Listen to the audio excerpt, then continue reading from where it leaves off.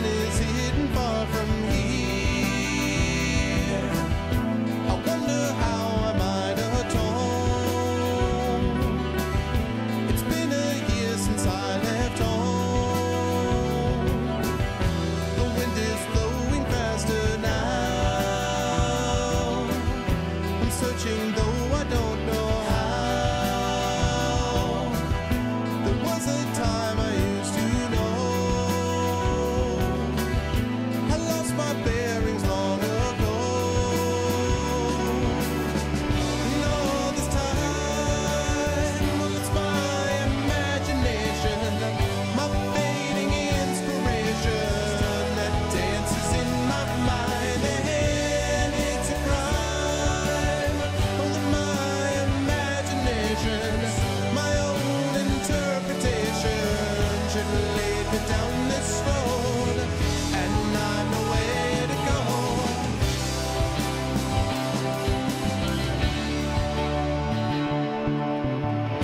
To find my travels To find those travels as you can. What's going on, everyone?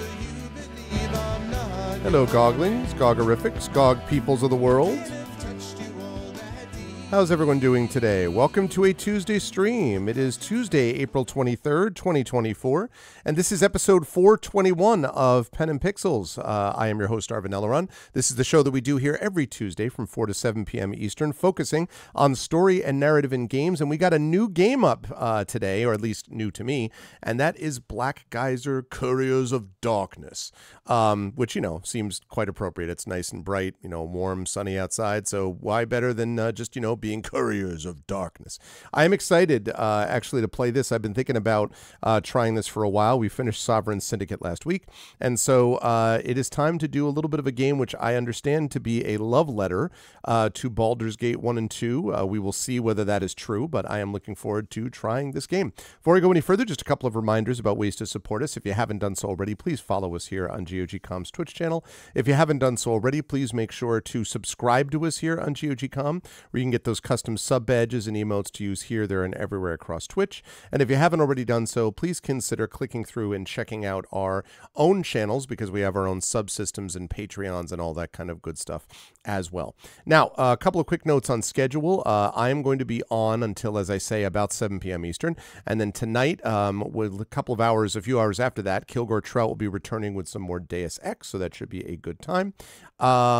And so we've got that. Then I am going to be back to you folks on my own channel Thursday for some D&D with viewers. So if you were interested in playing a little bit of tabletop play with yours truly, or watching same with a different kind of group, you should definitely check that out, 9 p.m. Eastern on this coming Thursday. And then Saturday on my channel for my long-running Eberron Oracle of War campaign, which is about to enter level 12 territory as they move into, I think it's the middle section of season 4 of that campaign, that long-running campaign. So yeah, you should check that out as well. And then I'll be back here next Tuesday for GOG.com with some more Talisman adventures. So it's going to be a good time. But today, hello everyone. Today we have got ourselves some Black Geyser, Couriers of Darkness. As I say, I had been thinking about this game for a while, and when Sovereign Syndicate wrapped up, I'm like, you know what, I want to give this a shot. Old school, kind of Infinity Engine style Western RPG, which has gotten a lot of good, positive attention. Again, I have not played it myself.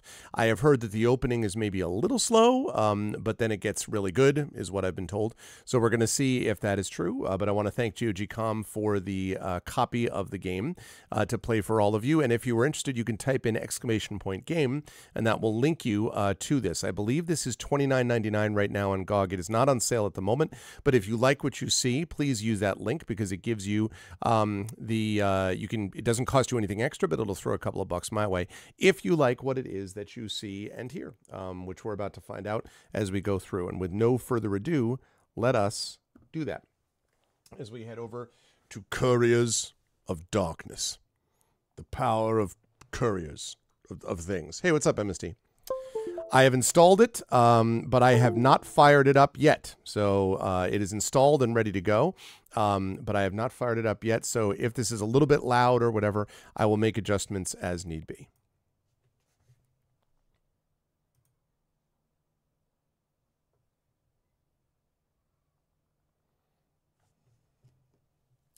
Grape Ocean Technologies.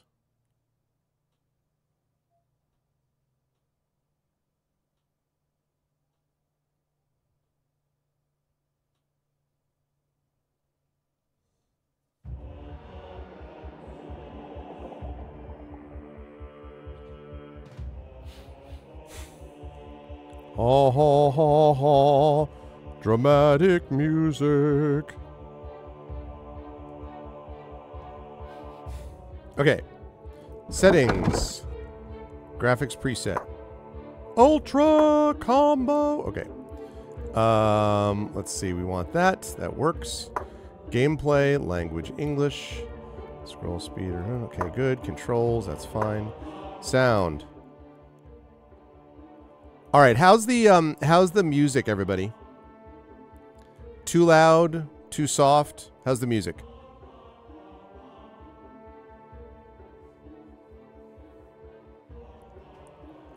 What's up, Be Free? So yeah, how's the sound, everybody? It's too quiet? Yeah, I kind of thought so too. How about that? Is that better?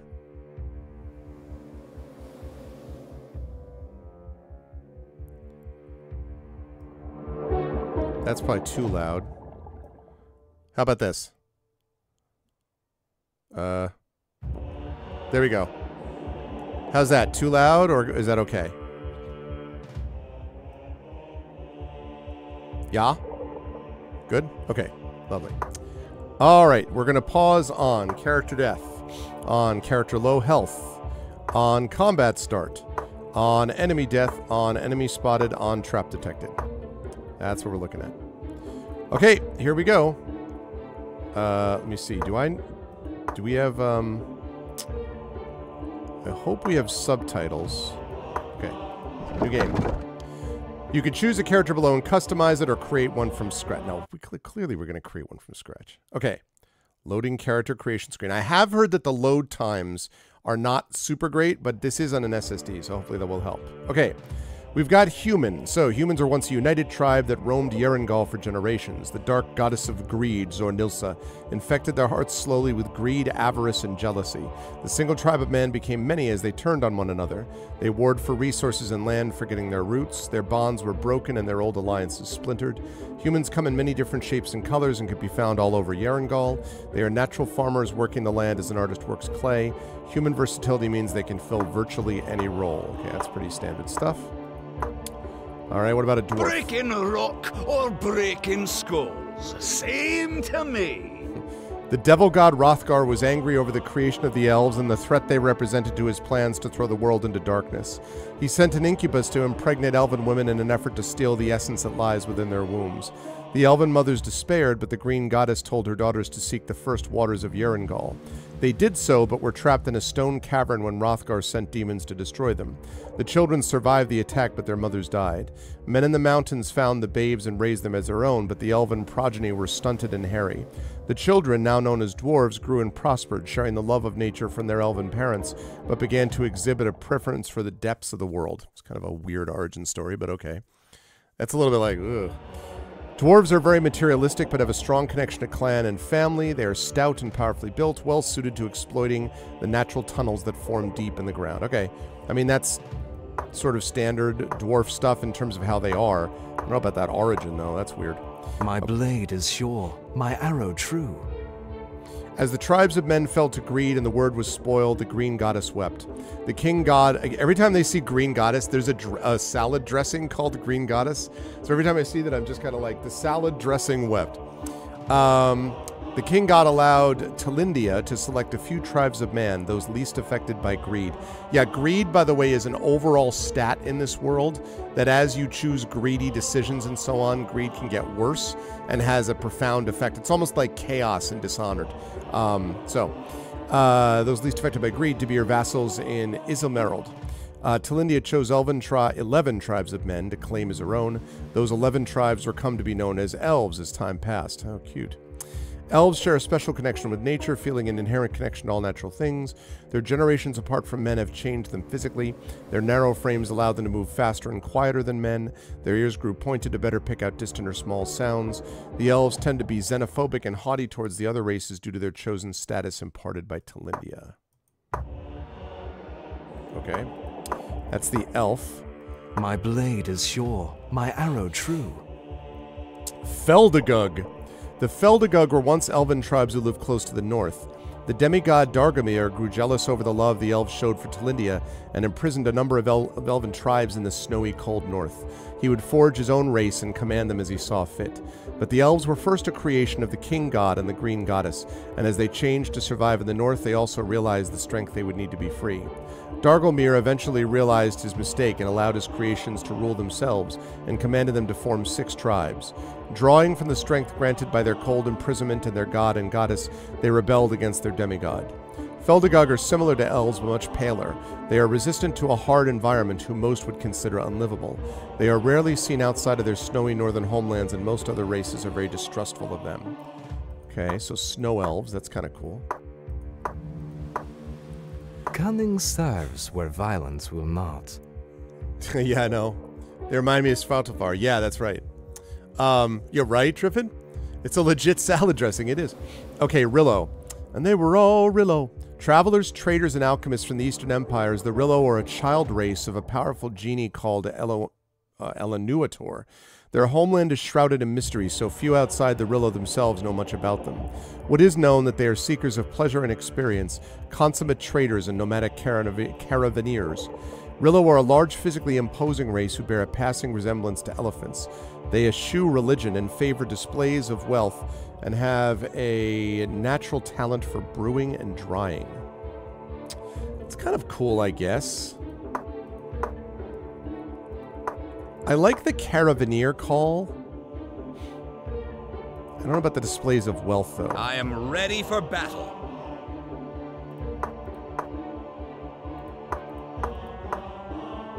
Cunning serves where violence will not.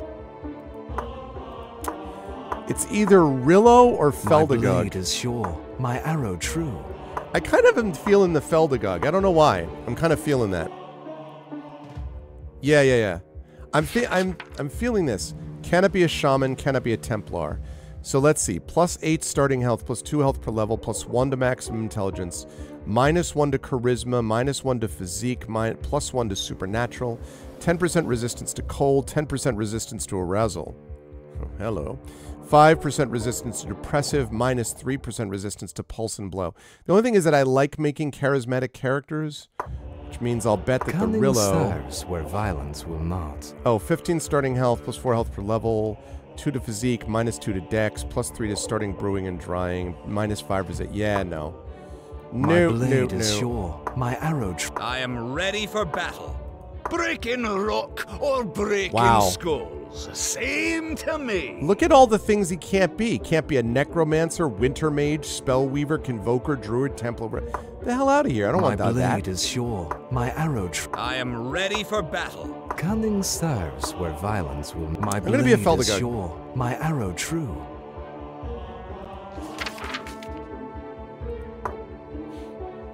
Okay, so fighters trained to be ready for anything. Very versatile profession, or the most common of all martial professions. Oh, you can add additional classes for your character? Oh, so you can multi-class, huh?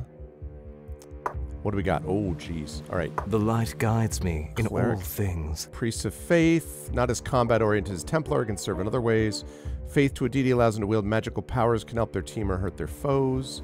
Servants to their gods harness that faith for the good of their religion. Okay. I am never lonely. My Ooh. friends await my summons. That guy looks like a badass. Convoker eschews most other magical pursuits in favor of the summoning capabilities of each spell class. Convokers are versatile masters of adaptation. Instead of focusing on the icy grasp of a winter mage or the dark energies of a necromancer, convokers call upon a wide range of creatures to suit any needed task. Don't mistake their versatility as pacifism. The summoning abilities they bring to bear can rain destruction on their enemies through claw, flame, or steel. I like that. I like the Convoker. I'm going to come back to him. So far, I like that. Nature is my province. Yeah, druids, stewards of the wild, faith in the wild gods to protect nature against the encroachments of man, call upon the powers of their deity to heal, or bring the terrible and powerful forces of nature to call. Okay. Yeah, that's pretty standard stuff. My blade is sure, my arrow true. Yep. Who dares stand against me? Highlander, hardy and strong warrior. Their profession originating in the harsh north, forged strong warriors tough enough to resist the elements, prefer thick armor that doesn't restrict their movement and helps them blend in a natural environment. While they can pick up and use any weapon, they prefer the raw and crushing power of clubs and hammers. Yeah. The necromancer. Your dusk is my dawn. Shunned due to their proximity to death, necromancers understand a dead body is just a vessel. They've learned to use death and its trappings as tools. They pursue great mysteries which others have shunned and deemed immoral, but necromancers are not evil. They're merely focused on the inherent power of life and death, sometimes even more than their own existence. They're an extremely rare sight, but the most powerful are said to have transcended death and can even create powerful undead servants. Okay. That doesn't really interest me. I shall be your guide to the wilds of Yerengal. Rangers or warriors feel most at home in the heart of the wild, sworn to preserve a balance and force this with their actions, skilled in the use of any weapon, excel with the bow, abhor the unnatural, trained to take down the undead and other aberrant creations of men. So, Rangers are maybe my favorite class in most of these games, so the Ranger's very tempting, but I am so far really liking the Convoker as well. So far it's between the Convoker and the Ranger right now. The wise shall fear my spells. Spellweavers are the most common form of wizards in Yerengal, varied as the world itself. Focus on exploring as many of each magical discipline as possible. No two spellweavers are the same. All they share in common is an unquenchable thirst for knowledge, much too busy studying the arcane to bother with martial training, and as such rely on their mastery of the eldritch magics to protect them. Okay, that's just typical mage. Keep your eyes on the coin. Where has it gone? Swindlers are master con men. No, I like Rangers. They focus less on outright burglary and more on manipulating the weak or greedy. Unlike thieves, swindlers operate in plain sight. Because of this, they're better in open combat while their plans and machinations unfold in the shadows. A lot of charisma. Backstab. Yeah. Thief, the shadows obviously. of my home. Ooh. Come, let me show you. Nice. In a world infested with greed, the thief has become much more common. Their skill set is diverse and they can function as common footpads or royal spies. They prefer subterfuge and misdirection to open conflict. Their ability to steal or plant items, remain undetected, and create all manner of powders makes them a deadly and unpredictable foe in or out of combat. The only problem is that given how important greed is, and I'm going to want to not have greed going on, this seems like a character that would work against that. Okay, Winter Mage. Cold, I reign. There are wizards called Winter Mages who seek the mastery of the harsh magics of the cold north. They have an extremely high resistance to cold and can withstand temperatures that would kill mortal men. Because of this, they are uncomfortable in warmer climates, but some Winter Mages still travel to further their knowledge. Winter Mages need less sleep than other mortals using a technique they develop known as cold sleep. Powerful Winter Mages can use their knowledge and magical skills to craft ice golems, which can serve as mighty guardians. Can only wear robes. Slings, throwing weapons, rods, small blades, +1 health, +2 health per level, +3 focus, 2 intelligence, brewing and drying, +4 to starting, learning, and research. Multi-classing Winter Mage disables the use of heavy armor and large shields. I like the Winter Mage too. So there's basically 3 choices. It's either the Convoker. I'm never lonely. My friends await my summons. It's either the Convoker, because I like summoners in general. The Ranger. I shall be your guide to the wilds of Yerengal. Or the Winter Mage. In the pitiless cold, I reign. Oh, man.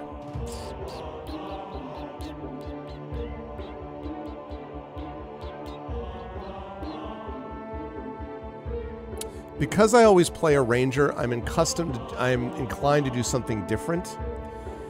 Convoker, I really like summoners, but man, I feel like since he's from the north anyway, I'm going to be a Winter Mage, because I can still make ice golems. Okay. Alright, attributes. Physique, that is a character's overall physical build and state. Character's value in physique modifies their damage dealt with physical attacks, maximum health, ability to evade incoming attack through blocking, carrying capacity, resistance to poison and acid and strain and pain effects, okay? Dexterity, it's agility, yeah, aim and accuracy, status chance, it's the same. Intelligence displays a character's ability to think, plan, and use logic. Character's value in intelligence increases the number of their base energy spell slots, increases the efficiency of skills that depend on one's mental abilities to be performed. That sounds like it might be useful for me. Focus, character's perceptiveness, mental strength, and resilience modifies their critical chance, interrupt evasion, ability to evade incoming attacks through dodging and blocking, increases their resistance to depressive and strain and pain effects. Charisma displays a character's cunning, force of character, and persuasiveness, modifies a character's critical chance, status chance, interrupt strength, bargain and persuasion skill, and various class skills, and supernatural. Increase the character's base health, resistance against heat, cold, poison, and acid. Enables further special abilities for warriors and outlaws. Increases the number of elevated energy slots for wizards and priests. Okay. I want to put this up to 2 because if it's above 2, then that means that I can use light armor, which I think is pretty cool. Let's see. I want to resist...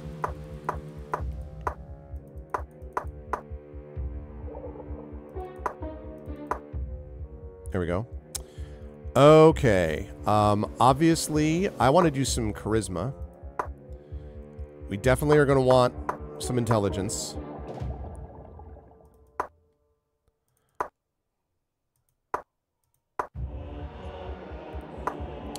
Okay, intelligence, focus. I didn't want to make those like nothing. Now, let me drop that one. Let me increase this. Okay. There we go. I was there 3,000 years ago, Gandalf. Alright, skills and spells. Bargain and persuasion. Offers the ability to manipulate the characters of Yerengald to do your bidding. Points in this skill will help you reach favorable prices with vendors and unlock more options and dialogues. I love doing this, so I'm definitely doing that. Class specific. Prodigy. Enables additional dialogue choices themed around wizardry. Yes, 100%. I like the idea of this. That's going to be useful too. But I definitely want to allocate more dialogue choices. So, okay. Slings and fustables. Fustables. Bullets, huh? Throwing. Throwing weapons. Small blades. Rods and staves and unarmed. Yeah, I'm not a monk. Thinking about fustables, actually. Okay, initial spells. I get 2 of them. Snow. Conjure the very elemental essence of cold, then throw it at someone you don't like. Scales up to level 9. Okay. Death Pulse. Deals 5 to 16 poison acid damage to the target. Scales up to level 9. That's a good idea. Poison Weapon. Enchants the caster's attack of magical poison. Predator's Fangs. Tap into the life force the target of their next attack. Steals health. The thing is, if I start losing health with my caster, I'm probably in trouble anyway. I want them off the front line, so that's not as useful as it might be. And then we've got Snow, we already talked about, in Stone Wall. Creates one of those which blocks movement, yeah. We're going to get 1 Snow and 1 Stone Wall, for sure. Okay. Oh boy.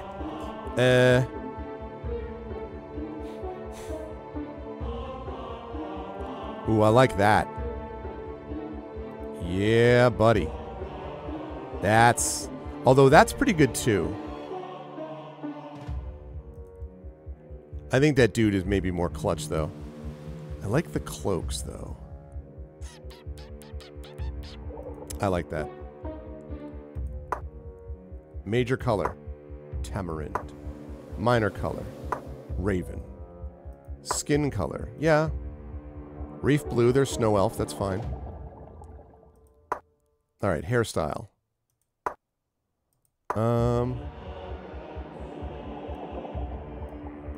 Let's go with that. Facial hairstyle. There, you see? No, I wish I had just a goatee.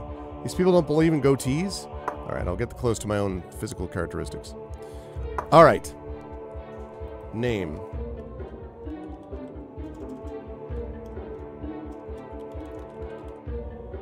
I want to see what it says. No. Marvin. Okay, here's what we got. Scoundrel. What? What? Where's a will? There's a... What? Yeah, I don't think that's it. Yeah? It's nice to be needed. Why not? No. How about this? Yes. I'm not going to like this, am I? I don't see why not. My skills are at your disposal. Sorry, what? Yes. Okay.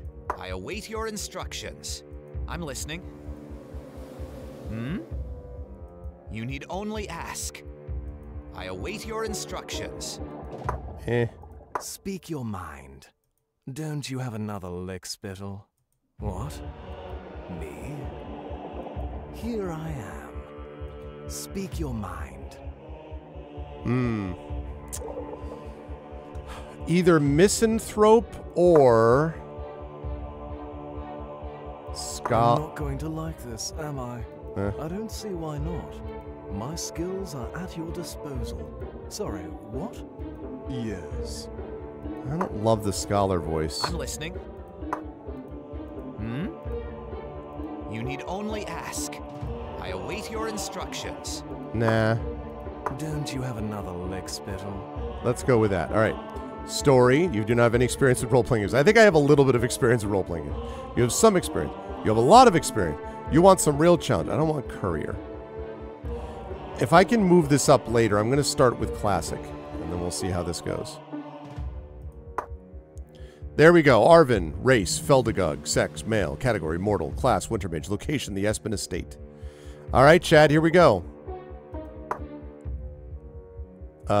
Sure. Oh, God. Okay, we need a fighter. I'm going to go through this quick. We need a fighter. Cunning serves where violence will not. We'll have this dude. We'll have her. A fighter or something similar. I walk with the spirits. Their wisdom will serve you well. Shaman beings of faith. Kind of magic. They use an ancient magic. Although it says they're not particularly religious, though. Who dares stand against me? Yeah, no, that's it. That's it right there. All right, we're going to do physique, clearly.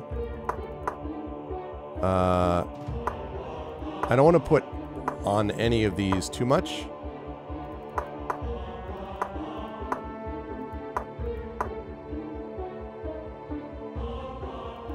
That's maximum, huh? Let's go with that.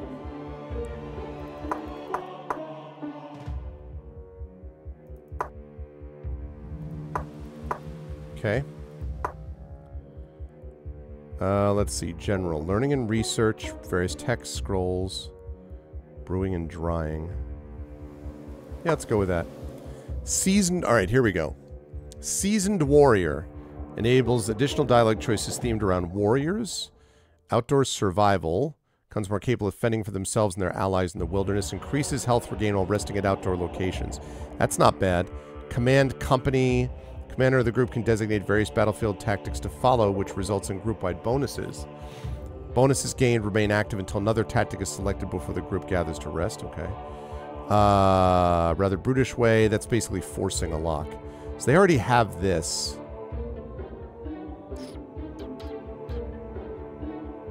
I'm going to do outdoor survival, I think. All right, now I want something up front. Large blades. Let's go with 2 in those. Let's go with battle axes. And 1 in bows and arrows, just in case.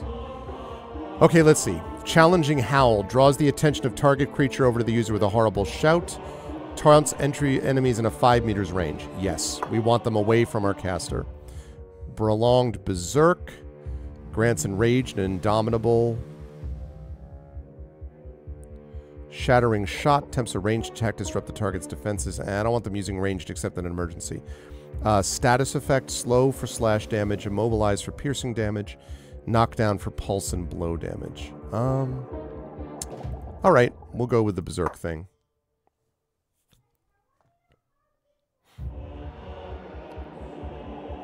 Alright, let's see. So, we're talking about this, right?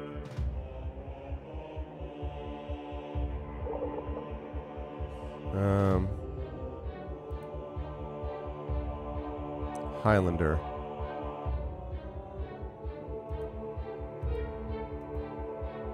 Okay. I think that's fine. Chestnut and green. Okay, the name. What do they say?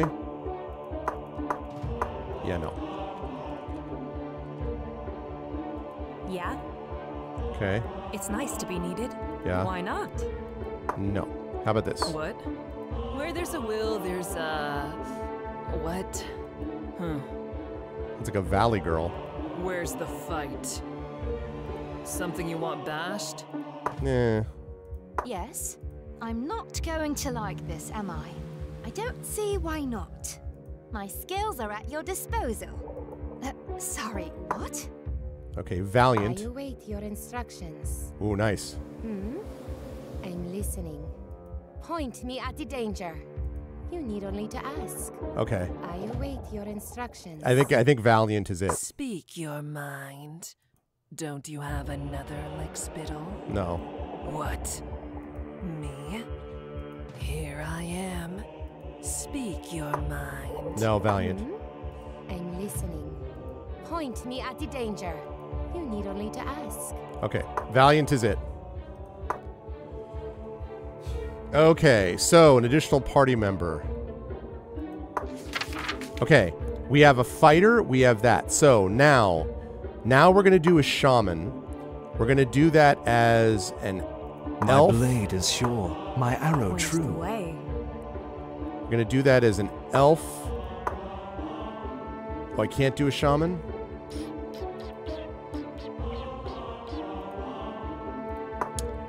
Interesting. Doesn't let me do that, huh? I am ready for battle. Okay, let's go with a shaman. I walk with the spirits. Their wisdom will serve you well. Okay. We want to go with...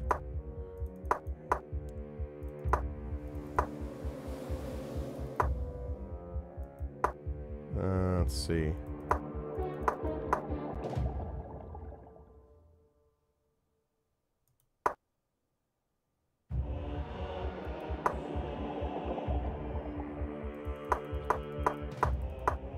Okay.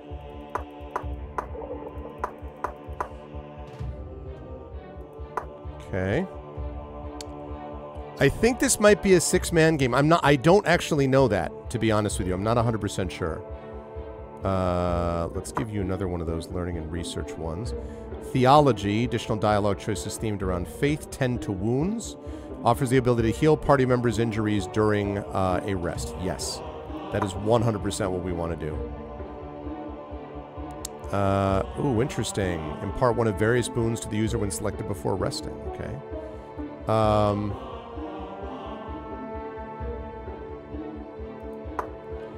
Spells. Actually, no. Let's make that. No, let's make it throwing. Okay. Armor of Ulnarius grants hardened, reinforced, and bracing to the target. Okay. Oh, these are all known already. Oh, nice. Well, good. Let's see. This is a human, right?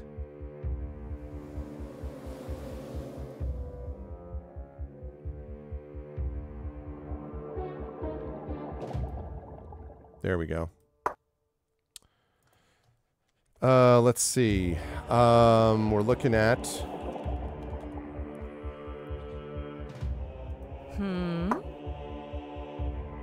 What? Where there's a will, huh.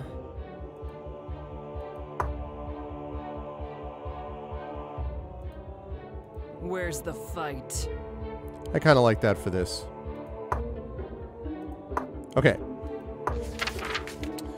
All right. So we have.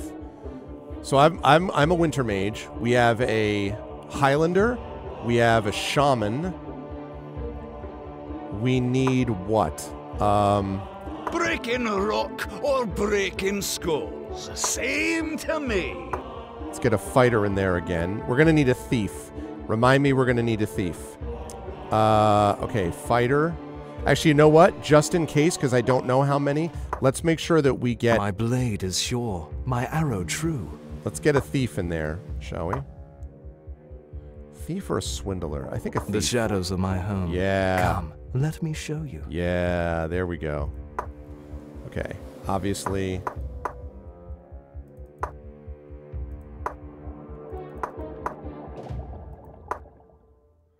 Okay, I'm gonna max that bad boy out.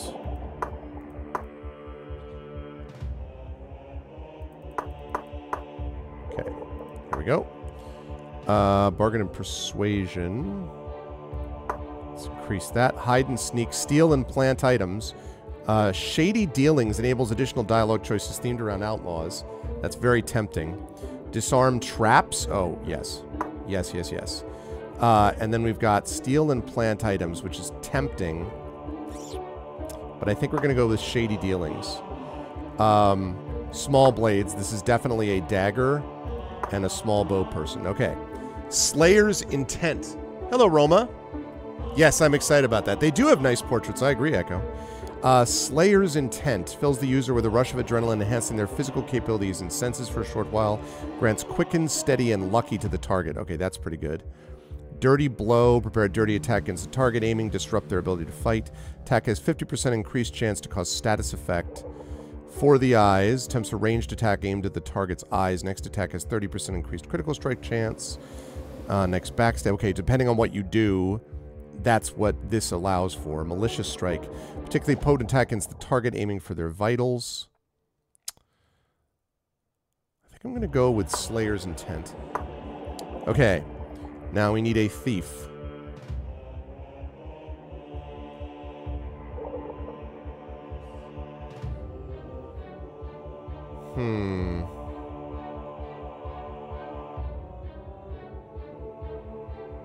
Either that or that. That. It's definitely that.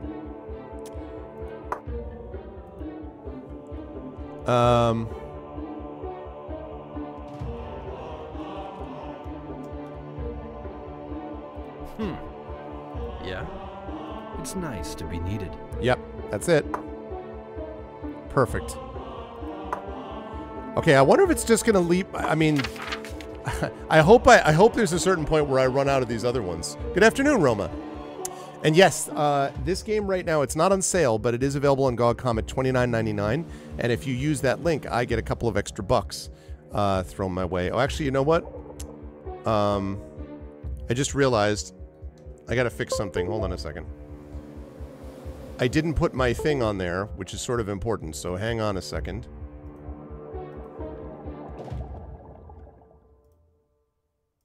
Okay. So now, if you give me 1 second.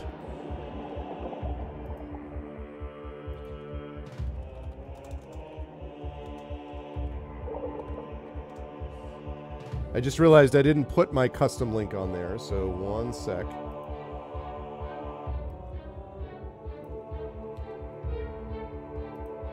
There we go.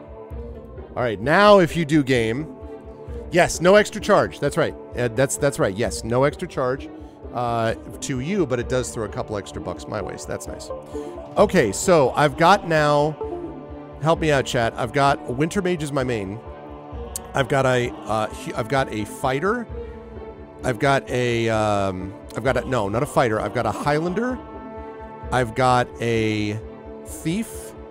I've got a shaman. And what else do I have? There was one other one. Haven't I made 4 so far?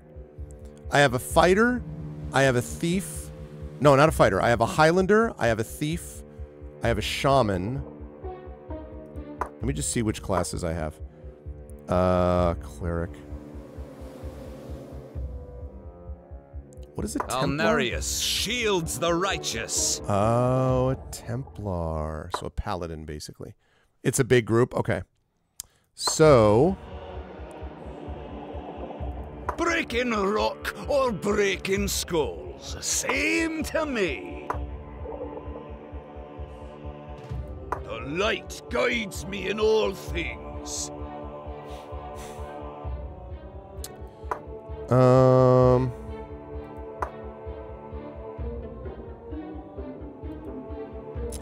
I want to be a dwarf. I want to have one of my guys be a dwarf, but I want a Templar instead of a cleric.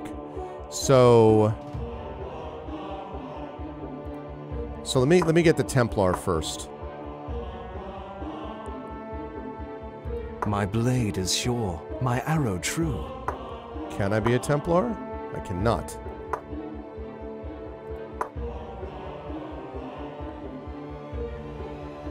Cunning serves where violence will not. No. Is the only one who could be a... ready for battle. That's the only one who could be a Templar? There can be only one, that's true. I'm guessing that there's only one who's a Templar. Alnarius shields the righteous.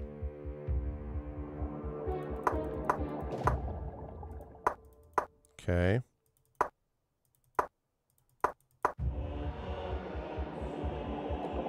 Okay, so that's capped depending on what kind you are. That's interesting.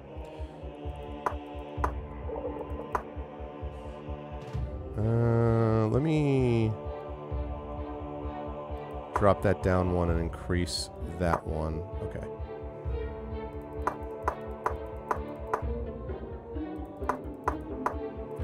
Really do not want my guy. There we go. All right. Brewing and drying.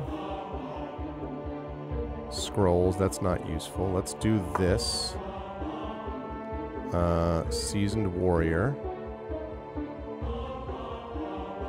I already have an outdoors survivalist, so... War clubs and hammers, definitely. And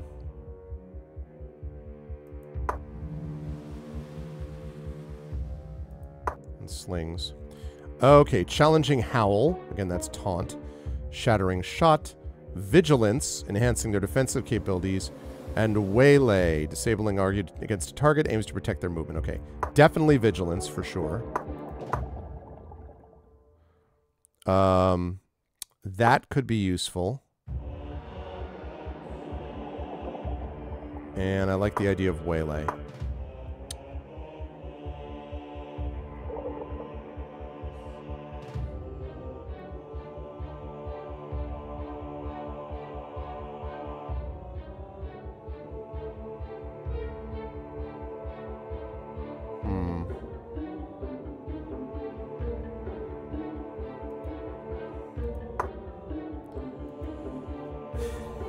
Let's see.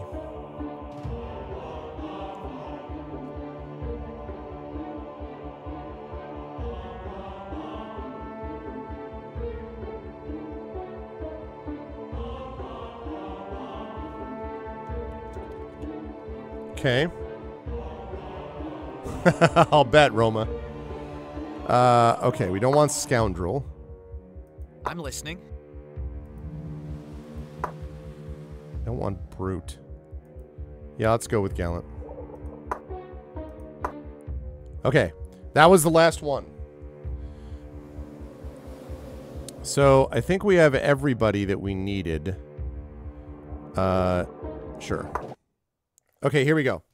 The Espen Estate. Duration of one turn is 5 seconds at default speed, okay?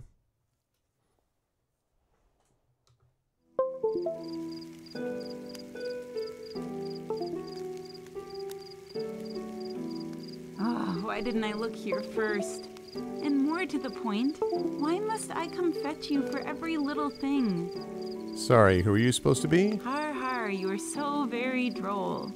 Oh, you'd better hope Lord Espen is in as good a humor today. You do know this is the day the Lords of Isilbright are visiting.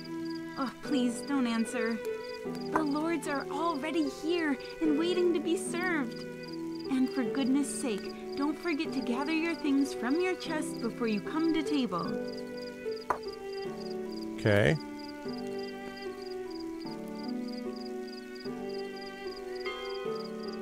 All right. You've received a quest. To inspect the objectives, click the operations button or press O. All right. The whole day was a rush since the lords and ladies arrived. I should get inside before I get into trouble with my lord. I need to report to Baleen in the meeting room. I might also want to collect my things from my chest before doing that. No quests added. Journal. Oh, wait.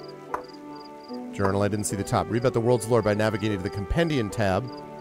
Information about locations, creature, people, and events recorded there as you encounter them. There's not much to know about me, really. Here's to what little I could gather. I am an orphan, my mother having died when I was but a small child, and my father's identity unknown. After my mother's passing, Lord Espen graciously accepted me as a member of his estate in the hinterlands of the kingdom, years before I could be useful as a servant. When I was old enough, I was set to stripping sheets from beds, clearing tables after meals, and other simple tasks. Later, I would be trusted with more responsibility, seeing to the needs of our guests, delivering messages, etc. Though I used to complain of such things when I was younger, I see now that I've had an easy life here. Lord Espen has always been kind to me and more generous than a child should expect in this world. Once I showed some aptitude, he even provided schooling for me. This sort of boon is for a servant unheard of.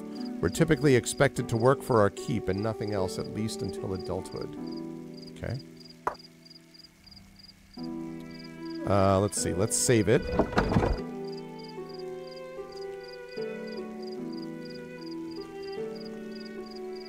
Okay.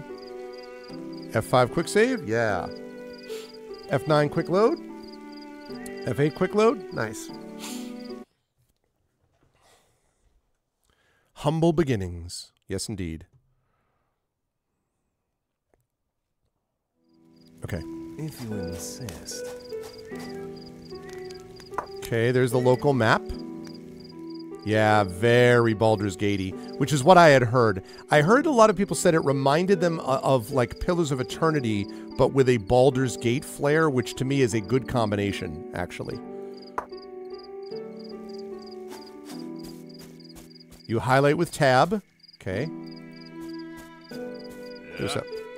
Shouldn't you be serving drinks for the lords already, Arvin? Shut up, guard. You're not my mom. Cat. Okay, can you pet the cat? Can you pet the cat? Are you telling me you can't pet the cat? What the crap? Uninstalled. Unfollowed. Baldur's Eternity. Pillars of Baldur's Gate. Have you played this, Roma, or are you just looking at this? On the move. I stand with the king. Watch your tone, boy. I represent the authority of King Velianric, just ruler of Isilmarond. Greetings. Good day to you, Arvin. What? Shouldn't you be serving drinks? Yeah? Yeah? Tread lightly, Arvin. The royal guards are here. Right, same. And that was what I wanted to try out, Roma, was to see about that. I don't know about AI. I think this is interesting. I've heard that the thing actually has a lot of variety in the quest. It's a good story. And the basic issue is it's a small dev, but what I heard was that it's a little slow to get started, but then really picks up speed. And the major issue with it was long load times, but that's been corrected. This came out, I think, 2 years ago now, maybe 3, and so they've had a chance to fix some of these things. Hello. Oh, Arvin, I'm trying to watch the show for Alneria's sake. Be quiet. Hurry it up, please. Can't you see I'm practicing for tonight's spectacle, Arvin? Keep quiet or go somewhere else, you stupid... I do your bidding this time. Can't pet the cats, though. Yeah, I don't... This doesn't... Trust me, I would know things that look like AI. Which would be crappy, junky... Ugh.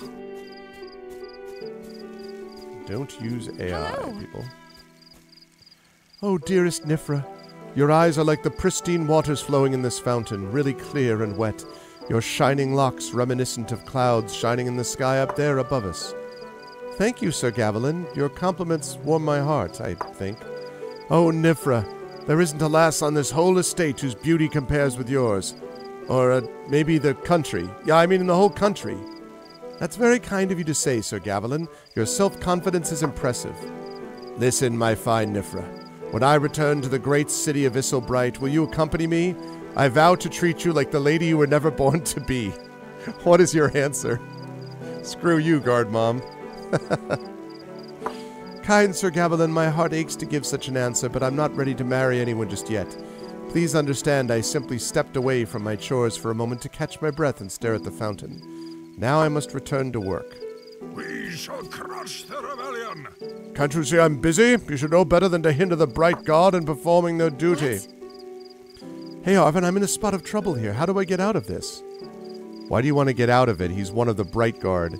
This is your chance to get off the estate and trade dirty chamber pots for the glamorous capital. Take a while to explore your feelings, Nifra, and speak honestly. The Bright Guards are knights of the highest stature. He'll accept your decision, whatever it is. I've got troubles of my own. Take care of your own problems. Good luck. I'd say 2. Easily said, Arvin. He is sweet, though the way he expresses himself is just awful. Anyway, I suppose I must give it some thought. Thanks for listening. Yes, Yes?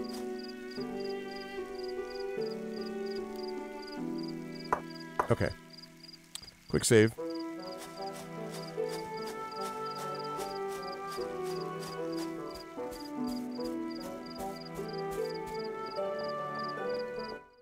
Mowage, wuv, twoo wuv, that dweem within a dweem. Princess Bride. Say man and wife, say man and wife, man and wife. Okay. Your character's room is now highlighted on the local map. It contains a chest with a set of items for you to collect. Move to the room by double-clicking on the highlighted area. Do note there may be multiple containers inside the room to check. Library. Ah, my room. I see it. Butlery, kitchen, meeting room.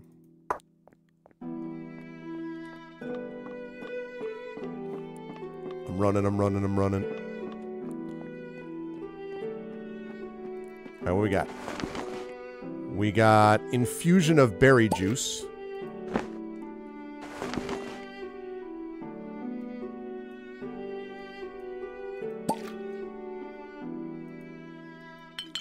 Okay.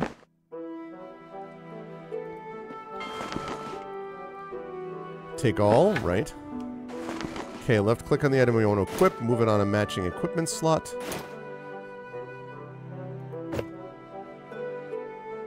Old damp robe. Oh. Scholar stick. Nice. So I just have 2 damp robes. Okay. The classic, I don't have very much to start with, Chad. The classic. The classic, I don't know much of what we've got. All right, take all, obviously.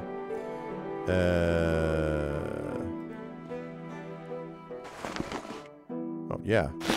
What do we got? Woolen gloves.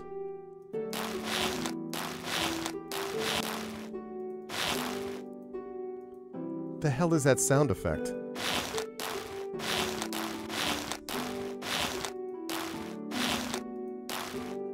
All right. Ah, okay, you can right-click on it. Plus 6% to cold resistance, a pair of soft woolen gloves, comfortable and warm, perfect for a day out in cold weather. Wool is widely available throughout Yerangol, so it's among the cheapest of options to go for when choosing the materials for your clothing, okay? A magic staff given to initiates starting their studies at the Wardenhaft Academy. A basic but well-made item, it plays an important part in forming the signature look of wizards in Yerangol. The small magical stone embedded in the end is said to help magicians channel their spell effectively. Scholar's stick, as these staves are often called, is a sobriquet, Gesundheit, given by those living in close proximity to Wardenhaft. Fresh sorcerers leaving Wardenhaft often exhibit a rather scholastic behavior, and these staves quickly became the symbol of that for the average man. This nickname became so widely used, even the instructors at Wardenhaft use it now. Okay. Robe is well worn, showing many signs of the teeth of time. While it bears a few holes, at least its colors are still interesting. And that restores 5 health to the user for 3 turns, okay.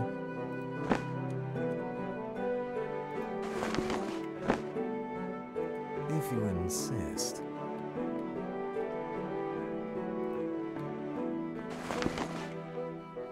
Definitely. Potion of Relaxation. 25% resistance to arousal. I still don't know what that is. A little troubled by that. Additionally, the potion steadies the user's body, granting plus 10% aim and accuracy on their next attack. If that attack is successful, the user is healed for 10 health and grants calms to the target, which increases resistance to arousal effects. Okay.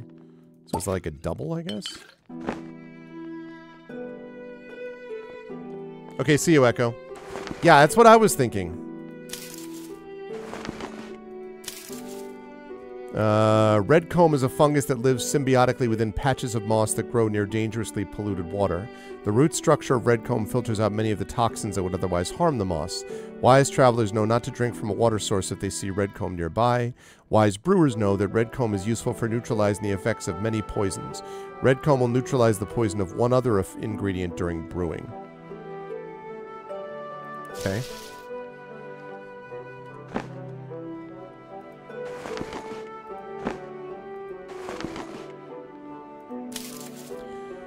Pity ring, named for the black ring that forms during maturity around the stem of this mushroom. The pity ring is a valuable ingredient in brewing. Unfortunately, it has a very narrow window in which it remains useful. The alchemically valuable part of the mushroom is the spores, which neutralize all manner of poisons and promote a unusual amount of fortitude to the imbiber of a potion made from them. But once the black ring forms, there are no spores left in the cap. Because the window between the cap opening and the ring forming is only a few days, pity rings must be harvested at just the right time to be of any use. Luckily, this specimen had not yet formed the ring. It would be quite a pity if it had. Ha ha! I see what you did there, game. Pity ring will neutralize the poison of 2 other ingredients during brewing. So it sounds like there's a lot of that you have to balance out, I guess. Okay, we already did that. We did that. Okay. On the move. On the move. Hello. Weak potion of healing heals the user for 12 health.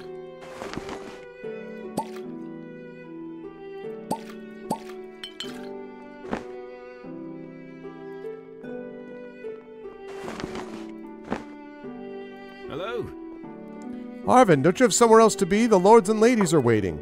I know, I'll get to them as soon as I pick up everything that isn't nailed down, Cook. Don't you worry. Oh wait, those are the lords and ladies? Yeah, the meeting room. Sorry, I'm not going there yet. Before I do any of that, I have to loot everything that exists in this house, so I'll be right back to you in a couple of minutes, just as soon as I've looted absolutely freaking everything. The lords and ladies. Bookshelf.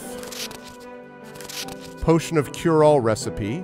Combine 1 potion of pity ring, 1 portion of red comb in a cauldron. Let them simmer over low heat for 8 hours. Ah, okay. So now I've made a recipe for myself. Oh, I did both of those. Okay.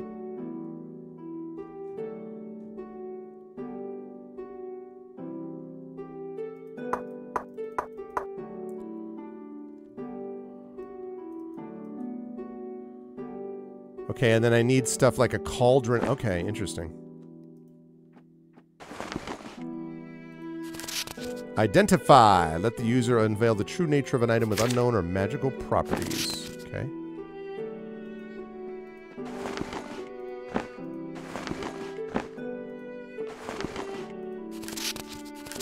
Potion of healing recipe. 2 portions of bruise root.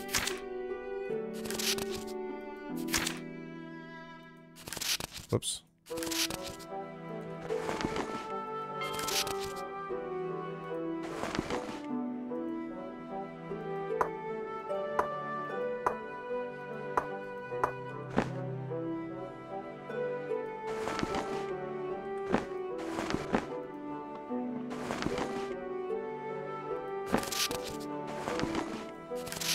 The Voice in the Woods. This book's cover depicts a spooky, unnaturally crooked tree. Inside is a series of bedtime stories for children. These menacing tales have undoubtedly induced many nightmares since the authors sent ink to page, but also include object lessons about the various dangers one might face in the darker corners of Yerangol. There are also several sketches interleaved with the stories to help the reader's imagination along so that smaller tots can enjoy it even without their parents present. There once was a little girl who lived with her mam in a cottage in a deep and trackless wood. The girl loved to run and gambol among the trees all the day long, but her mam cautioned her to always return before sunset, for when the light died, that's when the dark and hungry spirits of the forest awoke. But the girl was young and careless and paid her mam little mind. One day when she returned home, the shadows were already long and blue, and her mam scolded her. I never told you this, she said, but you once had an older sister. She was foolish and didn't listen to her, ma'am. She strayed somewhere out in those same woods and never returned. The girl paid little heed to these warnings, for she herself had never seen anything scarier than a mother fox with her kids. Now the sun was setting earlier each day as autumn turned to winter and the girl was late coming home. There was still enough light to see the way, but she had stopped when she heard someone calling her name. The voice was like that of a girl. Yeah, I have a tendency to do some of that, Roma. I probably will jump through some of them, but the girl was most eager to meet her sister and take her home to their ma'am. She rushed into the bracken and found a tree with branches spread like giant skeletal arms. The voice seemed to be coming from the shadowy bole of the tree, so she approached, squinting at the impenetrable shadows. Was that a child crouched inside, as if hiding from the scant light of dusk? When the girl heard the squeak of the branches closing, and to grab her, it was too late. Now, if you stray too far from home and the shadows turn long and blue, you will hear two little girls' voices in those woods. They may call you by name, they promise play and gifts and new friends, but you'll know better. You'll listen to your ma'am, won't you? Hurry home before night falls, or you'll find yourself in a new home deep in the trackless woods. Forever. Forever will it dominate your destiny. Okay. Yeah. Okay.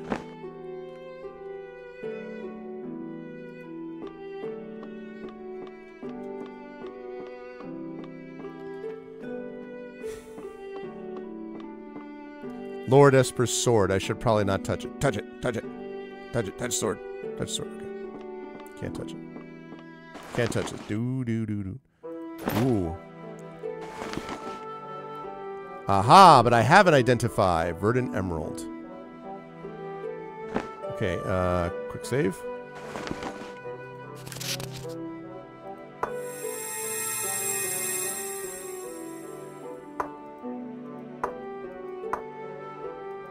Okay.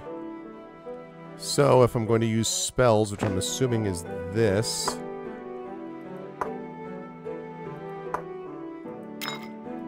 Oh, okay, that's the hot bar. Hot bar, living in the city. Spellbook is V.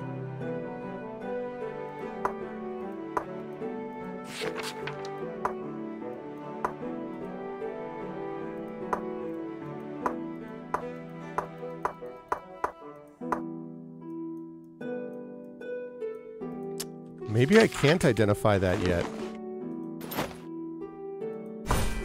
There we go. Light Elven Belt. Oh, I didn't even need to use identify. I did that with, like, learning and research. Plus 2% to aim and accuracy, plus 2% to dodge chance. This kind of belt is favored by elven archers and warriors around Yerringul. It is light and elegant, just like the elves wearing them. It functions pretty much the same as any other belt of the land, but for some, the stylish, sleek design matters a lot. Many also argue that somehow these are way more comfortable than man-made belts, but that might be attributed to simple snobism. Alright, well, don't mind if I do. Ooh, okay. 11%, 11%. Nice. Okay. I wonder if there's an auto... It looks like there is an auto one. You can sort by weight, value, and type. And that's, I think, what we want right there is type. Yeah, I mean... as I've said before, I kind of bounced off of Baldur's Gate 3, so I'm actually really excited for this, which feels much more in line with, you know, my views on Baldur's Gate than basically Divinity Original Sin 3. But I understand many of my colleagues here on GOG would disagree. Can I? Nice, they stack. Okay, good. I wonder if they're going to be mad that I stole all their stuff. I'm sure it's fine. A pendant with a golden lunar-shaped piece hanging on it. A chance to grant lucky to self. Okay. Might as well. Whoops. Hello. Hey, Arvin. Aren't you supposed to be serving drinks at the meeting? Don't worry about me. Marie will calm down in a while. Hello. Arvin, can you see this? For the love of Alnarius, how hard could it be to straighten this rug properly? I just don't know what to do with Beth. Don't be so harsh with her, Marie. She already straightened it before. I just happened to stumble on it a few minutes ago. How valiant you are, Arvin. I'm sorry, you're right, I've been a little hard on her. I just asked the both of you, do your work well. Ooh, and we got 150 experience from that, too. Okay, good. Yes, I know. Hey, what's up, Adek?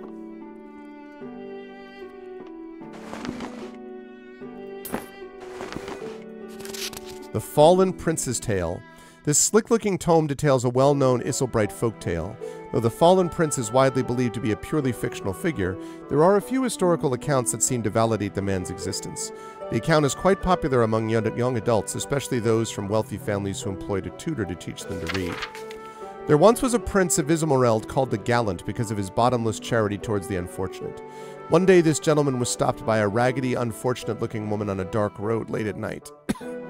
I remember you, the prince said, for he had a keen memory for faces. You and your infant son were starving, and I helped you, found you a place to live. And I had a priest friend of mine make sure you were fed until you could work again. Aye, I remember as well. Not as like I could forget a fool as big as you. Food isn't what I need today, but coin.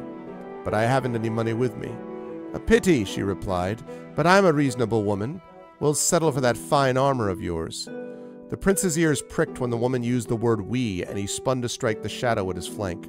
So expert a swordsman was he, his enemy was felled in one blow. The sneak thief was holding a stiletto, which no doubt had been intended for the prince's ribs. The round-eyed corpse sprawled at his feet was oddly small, however, was in fact the woman's son, now a boy of 8 summers. Whatever thoughts raced through the prince's mind at that moment were banished by a blow to his bare head, and all was dark for a time. The prince came to without his precious armor. The woman had spared his life as a punishment, he reasoned, so he could reflect upon what he had done and suffer. The tenets by which the prince lived his life, generosity, honor, trust, all died that day, and not just his values withered, but his very being. The man himself shriveled up until he was as wizened and twisted as a taproot. Now it is said he dwells in a small cave all alone, and spends his days chewing on sour nuts and muttering to himself about the awful blackness of the human soul. Does he say precious? Hey, what's up, Centuria? Yes, I was playing some Final Fantasy VII earlier today. Alright. Bracelet. Bracers. Okay, it's not a bracelet, but meant to protect the wearer's forearms, while bracelets are used as adornments. Adventurers often wear enchanted bracelets to aid them during their journeys. Wardenhaft Bracelet. This binding +1 to focus, given to students of the Wardenhaft Academy prepared with an enchantment that aids them focus on their studies. It emits a faint turquoise glow, showing that the help it provides with concentration is more than a mere placebo effect. I mean, unless they made the thing placebo. While the effect isn't overwhelming at all, it's easy to get used to the state of mind it creates. Scholars of the Academy have to take care not to become dependent on this effect, else they risk become addicted to it, like one would to tobacco or alcohol. Well, that's a problem for future me.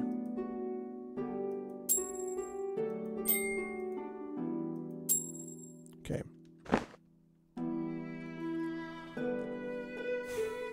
So tired. We've almost looted this entire house.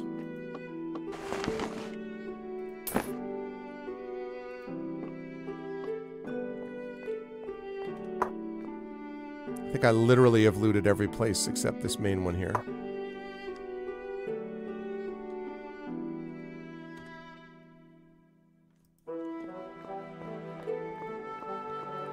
Very nice. So good. Final Fantasy VII Rebirth. Really, really good. Okay, so we want to speak to... What's her name? Beline. Hello. What's up, Beline? At last. Ugh, don't go twisting an ankle in all your hurry. You take care of the drinks. Lord Woolcraft and Lady Larenthal prefer wine. Lord Joran would like ale. Lady Virulin and Lord Espen want mead. Go! Okay. Woolcraft and Larenthal wine. Joran ale. Virelin and Esper want mead. Woolcraft, Larenthal wine. Woolcraft, Larenthal wine. Okay, may I highlight all visible containers. Clicking on a container will command your character to open it. Okay, you can see the container with all the items inside. Right side, you see your character's inventory. Right-click with the right mouse button to display them all. Click on a single item with the left mouse button to loot it, or click Take All.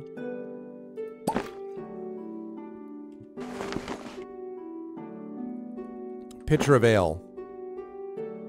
Oh, shoot. Wait a minute.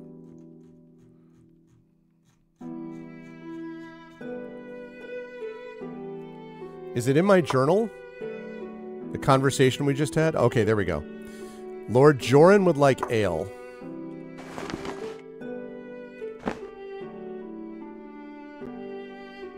Hello? Hello? Well? Yeah. Your ale, Lord Joran. You know this is supposed to be served at room temperature. No, of course you don't. Okay. And then we have pitcher of wine. Woolcraft and Larenthal. Yes, yes, get on with it. I suppose you expect me to toss you a coin for doing your job. Toss a coin to your winter mage. Okay, Larenthal. Woolcroft. Hello there. Hello there. Hey, what's up, Noma? Oh, the staff. I was starting to wonder if you'd all fallen ill with the plague or something. Huh. Okay. Varellin and Espen want mead. Ugh, the carriage was quite stuffy, and my throat is sorely parched. Your mead, Lady Just what I Varellin. wanted for a change.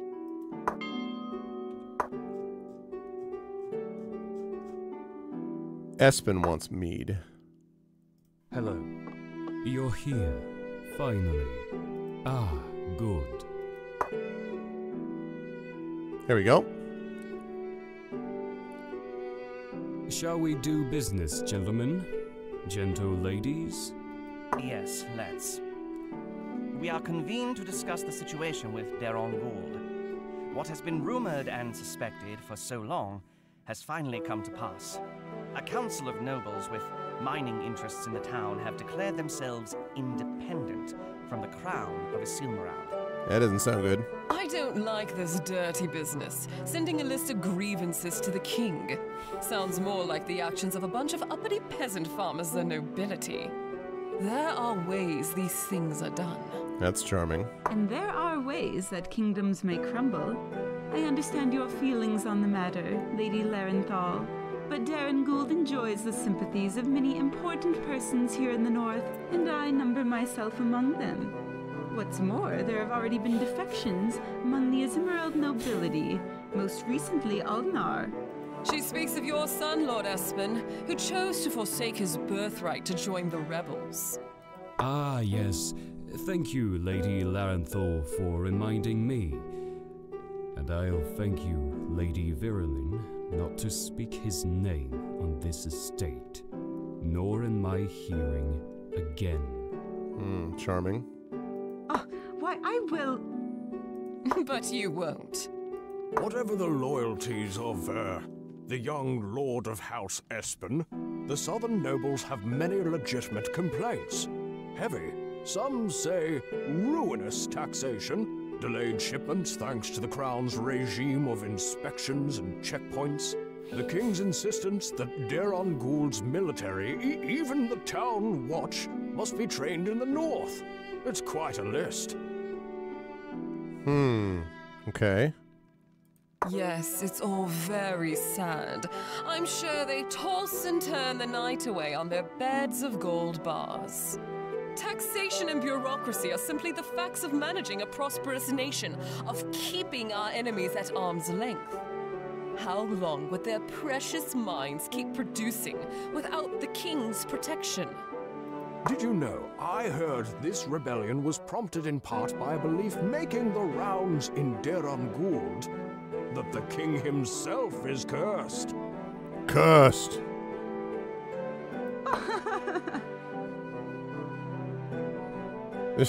Oh my! What exceptional nonsense! Have they been breathing the fumes of their own minds? Narrator voice. They were not. All right, very amusing. But like Lady Virelin, I am not unsympathetic to our southern friends. Surely some of Isilbright's rules and dictums could be culled, especially if it means avoiding war. A much more costly proposition than losing a handful of coin in taxes. Wise counsel, my friend, but I fear the time for compromise is already past. The message from Daron Gould was deliberately provocative. Leaving the king no way to negotiate or save face. The time has come, lords and ladies, for us to commit our forces and our purses to our rightful liege and crush Daron Gould. Or throw in with the rebels.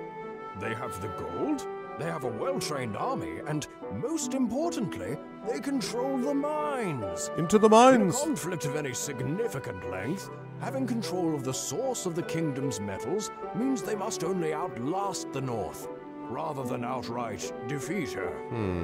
Yuve, what is your opinion on recent developments? You're asking the errand boy? What does... Kindly do not interrupt me while sitting at my table, Lady Larenthal. Well, speak up. So a peaceful solution must always be best, especially if the only point of contention is money. Whether or not Daron Gould has legitimate grievances is beside the point. They must be crushed. To do otherwise would invite rebellion from every quarter, or, since I have little experience in political matters, for me the wisest course is silence. Nah, peace. Peace is the way. Very noble of you. Thank you. I agree that the value of gold must be held cheap against the value of doing the honorable thing.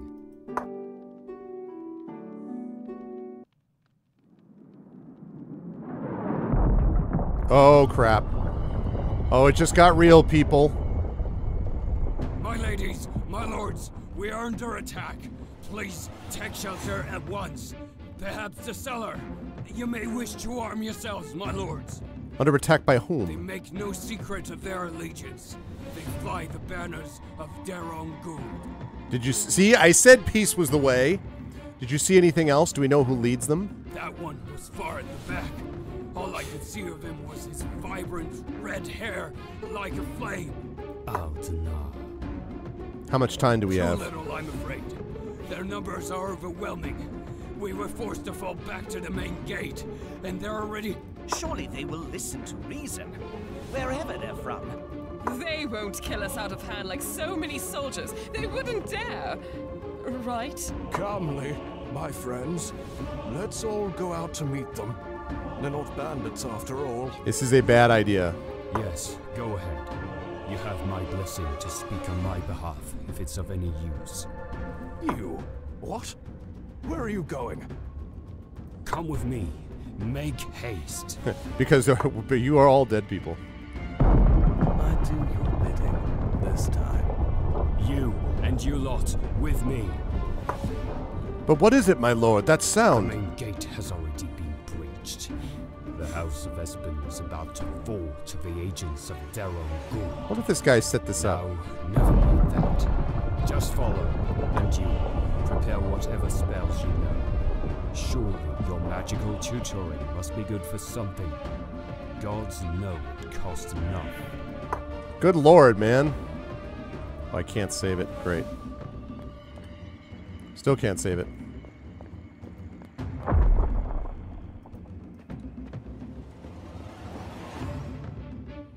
Oh, combat started.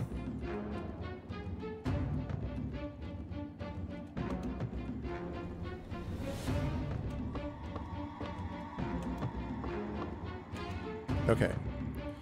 Snow.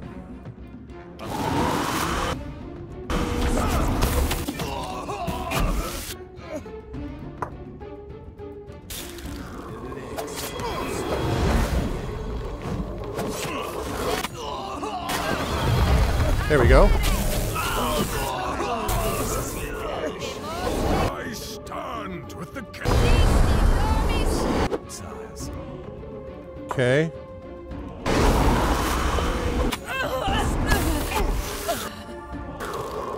Oh shoot. Hut. Up, up, up, up, up, up. Hey. Wait. Hey. Hey. What the frick? I think I just aggroed those guys. I think what happened was I just aggroed them. What the hell was that? And again, the save anywhere, it's not, although I guess that particular thing, it's like in between stuff. I think I just aggroed them. I was just trying to hit the guy. Oh my God, are you kidding me? This is... Hello? Have they taught you nothing here? Oh boy. Hello. You're here, finally. Ah, good. I guess there's friendly fire. I mean, yeah. Shall we do business? Yes. Okay, we already did this. But you... Whatever the... Yeah. Did you know? You there. You're us. Kindly do not interrupt. Very noble.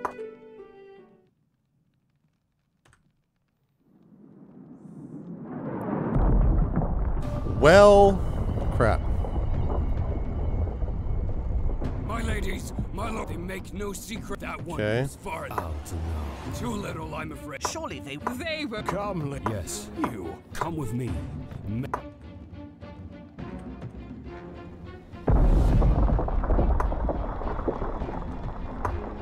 Oh, it's asking me this thing, which I already had. You and you lot. The main and you.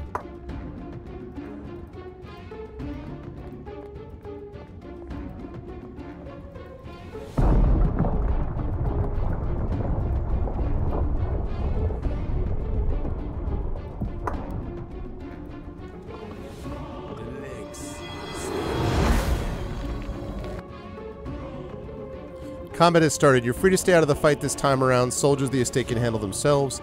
If you decide to engage the attackers, clicking on them will send your character to attack. You can attack both hostile and non-hostile creatures by clicking on the sword icon or on the user interface or pressing left control on your keyboard. During combat, some spells and abilities may cause combatants to be affected by status effects, duration expressed in turns. Each turn takes 5 seconds to pass at default speed.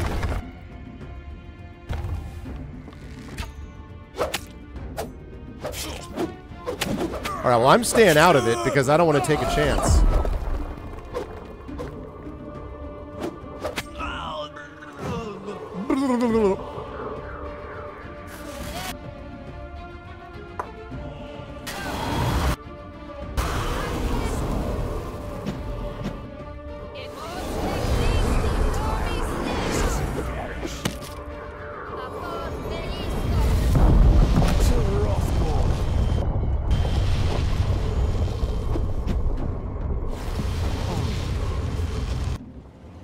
This is very bad. Okay,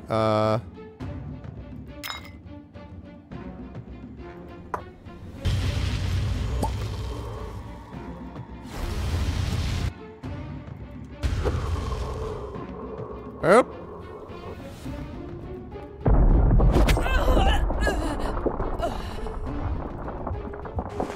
Okay, hang on a second.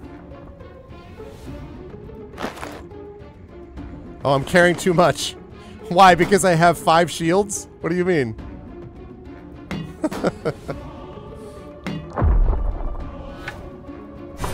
Yeah, Brilliant Sapphire Staff. 2% to focus, 1% to critical chance, plus a base spell slot. Adept wizards often experiment with designing or even crafting their own magic staves. Yeah, exactly, Effect Life. I'm ready. I just am reading that fast. I'm a killy bit for this particular thing because I already went through it the first time. Students of the Wardenhaft Academy are taught how to do so during their senior years specifically. These staves take various forms. Some wizards prefer a natural and refined look, while some go for a meticulously crafted artificial style. The heart of these designs is the catalyst, of course, the crystal used to amplify the power of the wizard. For the spiritual class of magic, sapphire is the most beneficial catalyst to be used. Staves used to enhance spiritual magic tend to be minimalistic and moderate design. They use simple, clear materials and almost no adornments. Alright, well... Alright, let's see. 1 to 7, 4 seconds. 3 to 7, 4 seconds. Yeah, this is better. Still cannot save it, huh? I do your bidding this time.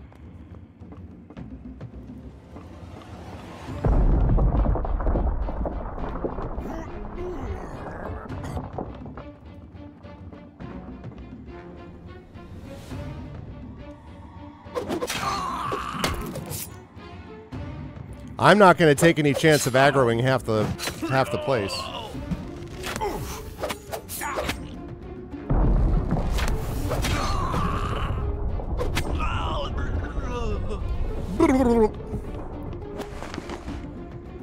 Okay.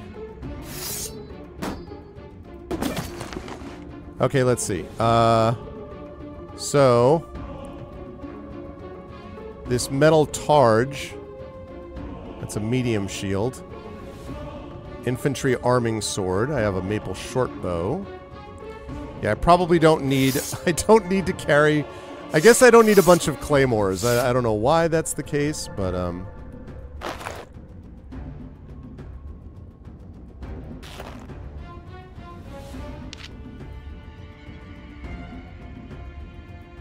okay, that makes sense. And we're gonna sort that by type. I don't need... Keep doing that. I keep thinking that's the thing I drop.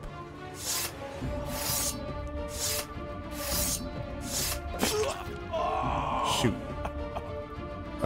What? Uh-oh. Yes, I know. I don't know why that's not going away now.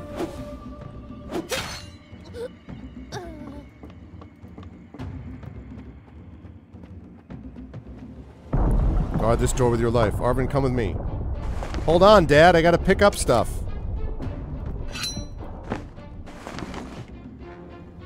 Okay. Come on, Dad. I gotta loot. Now listen to me. Listen closely. This is important. The Lady Espen was the love of my life. My one love.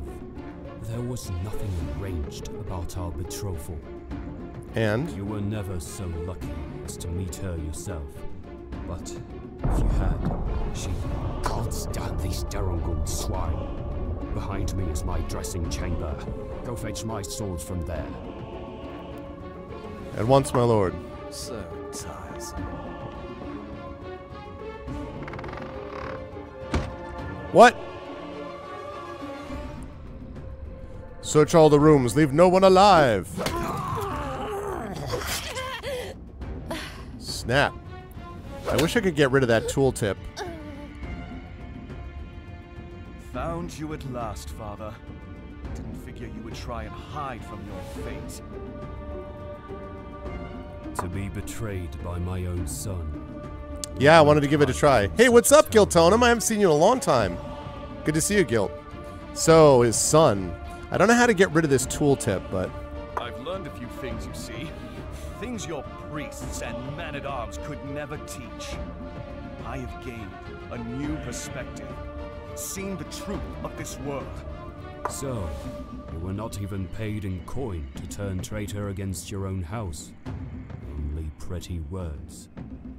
Kill me if you wish, but I promise it will avail you nothing. Every man pays for his sins, my son. And the price of a sin such as this, well... Enough of your piety. It sickens me.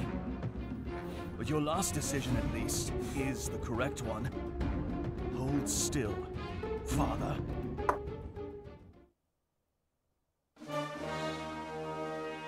Arvin. Oh, man. Don't worry, my child. Your hardships are over for today. What? What the well, hello? The crone's cottage? I've been saved by a crone? Saved by a crone. Yeah, exactly, Gilt. Saved by the crone. Whoa. Get up, lazy boy. It's time to go to bed. What? Where am I? What? Does this look like Hrothgar's realm to you? You're in my hut. You don't understand. I have to save Lord Espen. There was an attack and... Oh, hush, child. There's nothing you can do for him now. But no more questions for tonight. There's a cot over there. You should try to get a good night's sleep. Tomorrow will be a very, very long day. Okay, you can send your character to rest by clicking the rest button. Resting will replenish some of your character's health, restore spell and ability uses. Beware, though, sleeping out in the wilds comes with the risk of attracting the beasts and rough faces of the area. Seeking out and sleeping at inns is a safer and more comfortable option. All right, before we do anything, though. Oh, they did have... Well, they had these quick saves, I guess. Okay. Still can't pet the cat. Plants and concoctions of unknown origin are scattered over this table. This is reminding me of something. And specifically, it's reminding me of a character from my novel Renegade who lives in a hut in a place called the Blood Marsh. And if you want to know more about that, you could check out my book called Renegade. My novel Renegade, a character named Alarine, who's very much like this. Hey, what's up, Kilgore? How are you? How are you, sir? Alright, the mountains near Freynagar are beautiful but unforgiving. Few species manage to survive at the highest altitudes. The berry-bearing plant called ovacase, grows only far up in the mountains, and as a result it wasn't harvested by foragers or apothecaries for a long time. Curiously, the local mountain sheep, which live at much lower heights, were noticed to make regular pilgrimages up the mountains to feed on ovacase berries. As it turns out, the sheep were onto something. Ovacase berries are remarkably delicious, tart and sweet in equal measure. They also last as foodstuffs for a very long time without any preservative efforts. Okay, they're good for brewing.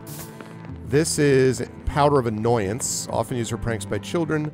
Powder may still have interesting applications for an adult. Inflicts itching to affected creatures inside the area of effect. Okay. And Agatha's Weevil. The College of Wanderhaft boasts a particularly large number of experienced wizards, many serving as instructors. One such teacher named Agatha is widely seen by students and faculty as a woman with an unlikable disposition, to put it respectfully. So, when several of her students were tasked with identifying insects out in the wilderness for a brewing project and came across this weevil, which is reviled for its predilection for sucking the life out of crops and the shrill screech it frequently makes, the young wizards thought it'd be funny to call it Agatha's Weevil.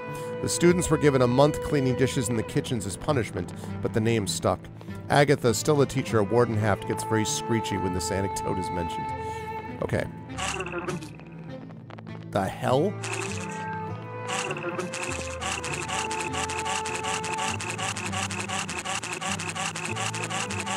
Feel the burn.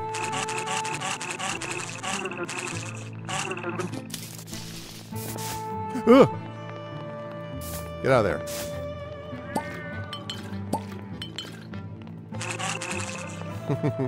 Equals the pollen count today? Yeah, I know, right? Okay. So, let's see.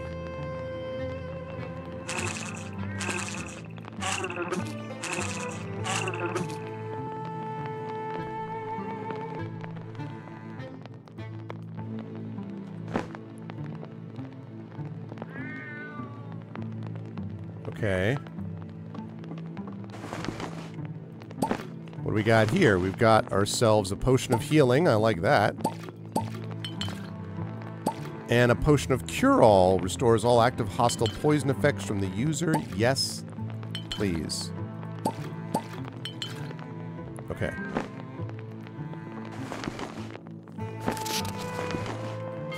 Infusion of berry juice recipe. Place 2 portions of ovacase into a cauldron. Let them infuse for 8 hours.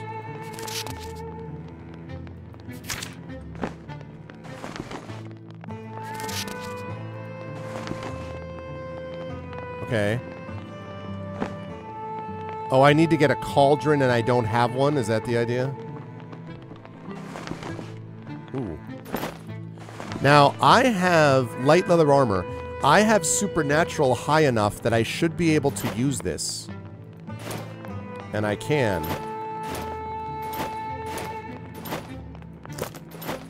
10% to stabbing, slashing, pulse and blow, 5% cold heat resistance. An armor set made from hardened leather that's considerably more resilient to attacks than leather typically used for clothing. This set of armor is among the lightest of its kind, so it doesn't offer much protection.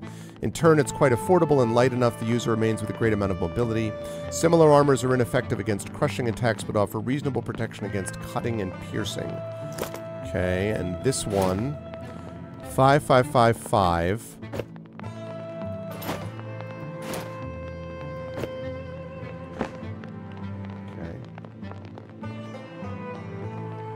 Hello, Rux. If you insist.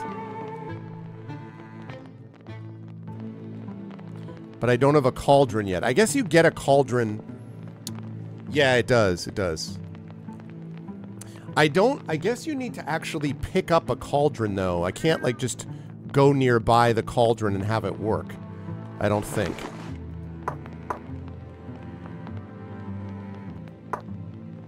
Place ingredients in cauldrons. Yeah, I need a cauldron, and I don't have one. All right.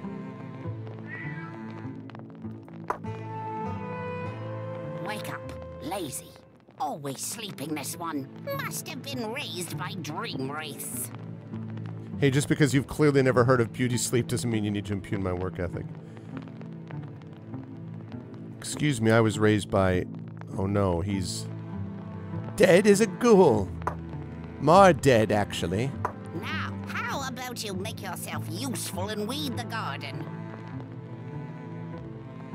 Can't you tell I'm grieving? My liege was killed by his own son, Aldnar. Busy hands will dry your tears, boy. Now, I'll be making a stew this evening. This is totally Allerine. You'll be helping. I'll need you to go find some things for us. Take a look at this list. Once you've read it, let me know, please.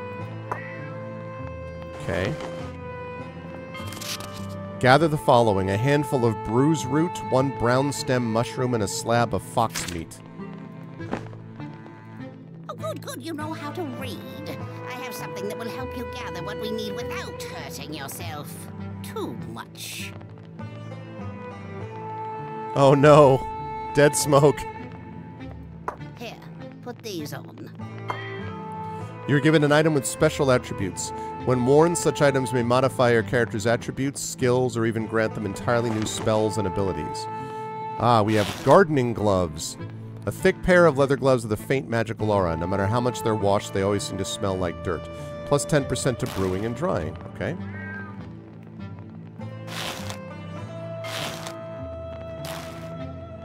You can hover over the various statistics to learn out more about them.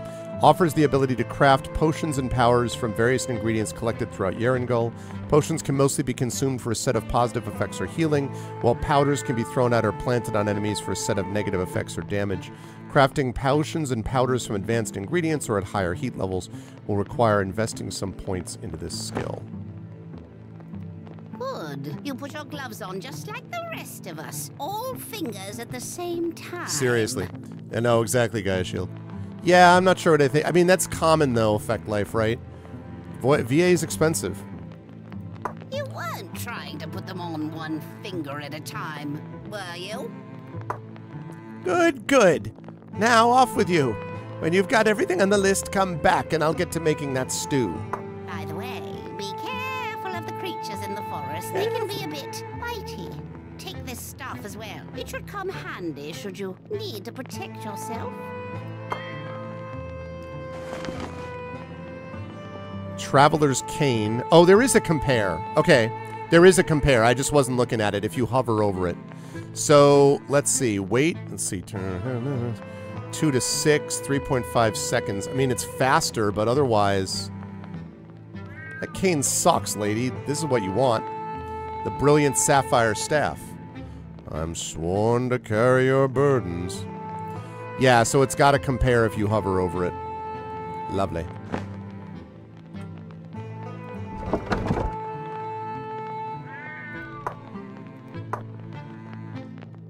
On the move. Wait. Too much weight. Wait, too much weight.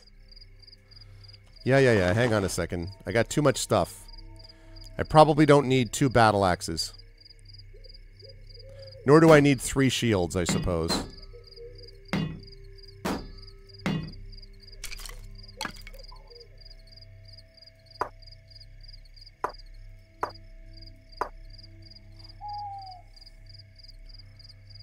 Let's drop...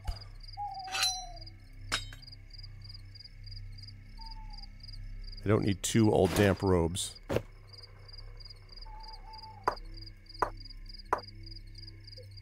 You can't, like, double-click on it, which is a little bit weird, but... Okay. Open your map to find the ingredients, okay? Let's zoom this bad boy out. Whoa, who the hell are you? Volandir.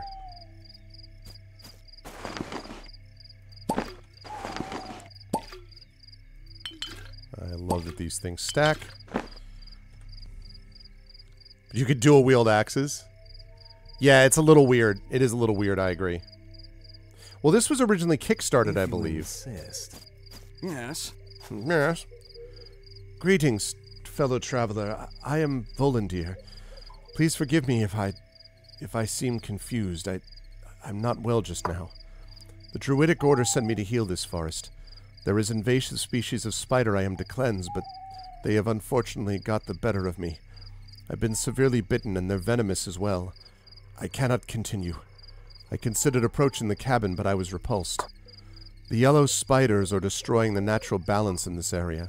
I'm too weak to fight them now, but perhaps you could finish this good work on my behalf? Attack him. You are foolish to confide in a stranger out in the wilds, let alone admit that you are weak and defenseless. Yes, I will clear out these yellow spiders for you. How did you come to be poisoned? Tell me more about these awful spiders. No stomping bugs is in my line of work. How'd you come to be poisoned? A whole group of the little demons pounced on me at the same time and dealt me multiple bites. This foreign species venom is more potent than that of our local arachnids.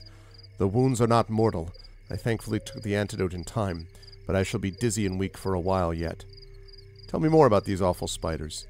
Different chapters of my order have been reporting a disturbing trend in Yerangul's forests. New and previously unknown species are moving in and mindlessly devouring and destroying our natural resources. Normally, I would say that greed is a concept unknown to such simple creatures, yet the coordinated manner in which they are driving out the local fauna and hoarding food and territory to no purpose strongly suggests that is the motivator. They must be driven out before the damage becomes irreparable. Yeah, I'll clear out these yellow spiders. Thank you for serving the Green Mother. There are no, wait a minute. Okay, chat. Y'all know the deal with heroes, right? Superheroes? I ask you. They want us to serve the Green Mother. This thing is powerless against yellow spiders. This is Green Lantern. Green Lantern wandered into the woods. And this is what we got. I'm kind of appalled, frankly. 4 places in the forest where the infestation is the thickest. A colony to the north and south, another bunch near a conspicuous bush also to the south, and one by the old bridge to the west. Yeah, exactly. Green Spider Lantern. Dong! Okay, can I track these?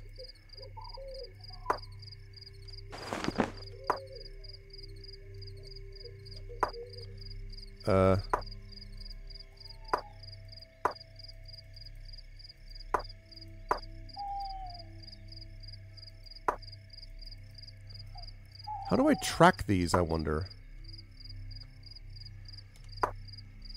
4 areas. Conspicuous bush. Okay. Right. On the move.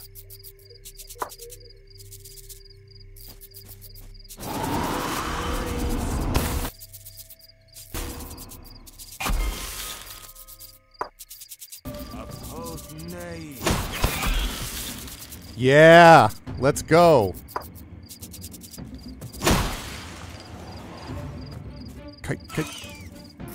Look into my eyes as you perish.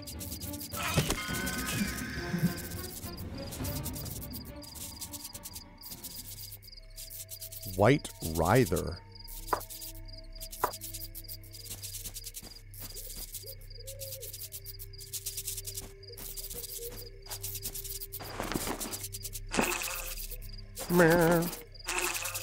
Moon Glider. Though the goddess Telindia loves all natural life, this moth is said to be her favorite.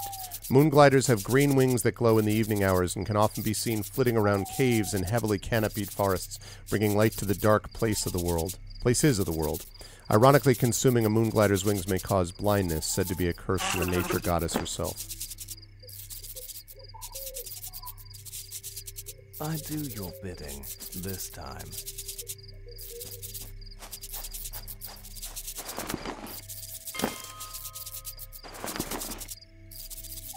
Brown stem mushroom. Found underground and in damp, swampy environments, brown stem mushrooms are perfectly edible. After eating them, though, it's been reported that one may feel a strange, lingering sadness. On their own, brown stem mushrooms have no other effects, though it may be possible to use them to enhance the effects of other ingredients. Okay. That's great. But first we need to take care of this other thing. Wait, didn't I? Oh. Yes.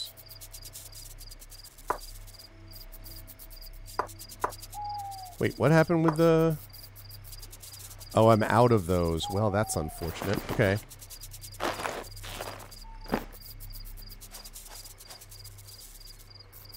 Okay.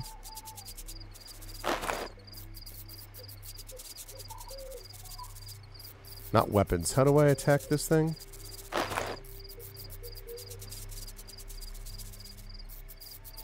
Okay. Left control. Blood and souls.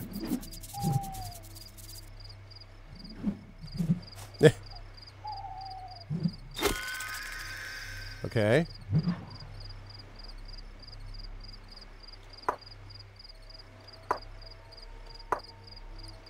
I've slain the lone spider by the bridge. I've slain the spiders at the northern spider colony. Okay. Yes, I know.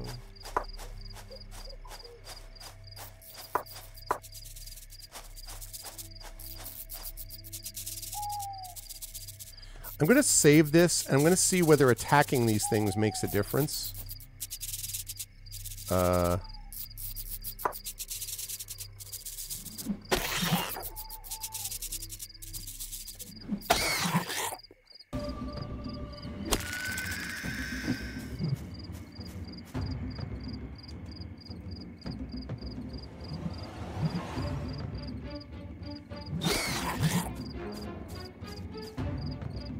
I'll cut you into little pieces.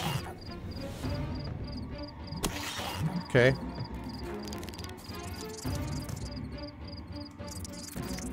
Okay, sounds good. Sleep well, Effect Life.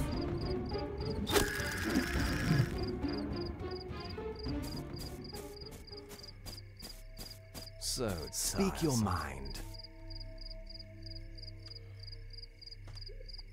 I'm gonna reload that. I don't know whether that... I don't know that that did me any good, so I don't want to, like, kill things randomly. That may have been not useful. By the way, for those who've just come in, you are watching my first playthrough of Black Geyser, which I was looking forward to trying.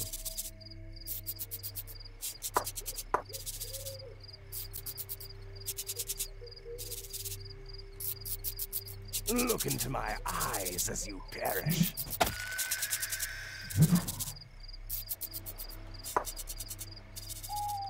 Okay, so side quests. Lone spider by the bridge, spiders at the northern spider colony. Now let me go down this way.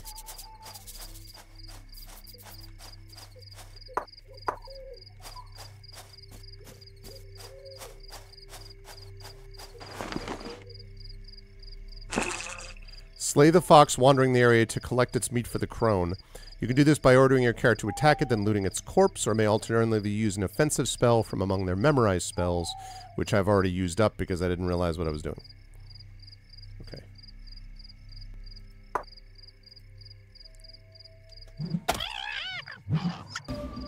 Sorry, Fox. I didn't want to do that. The crone made me do it. It was the crone's fault. Blood and souls.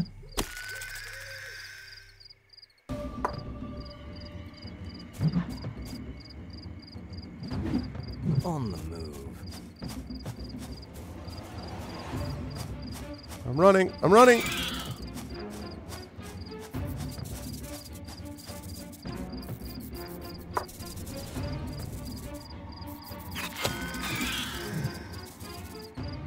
Slain. Okay. Slain the spiders by the conspicuous bush. Okay.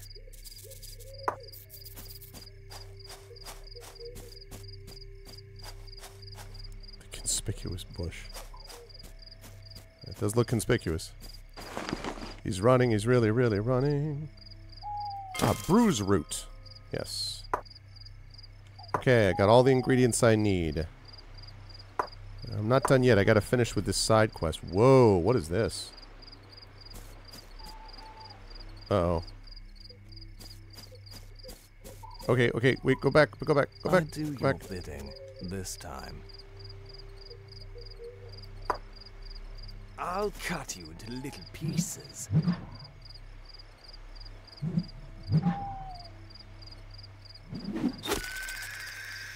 Okay.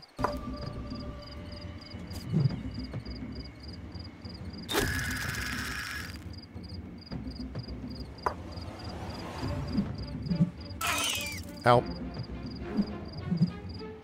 So you can use range from right up close, apparently.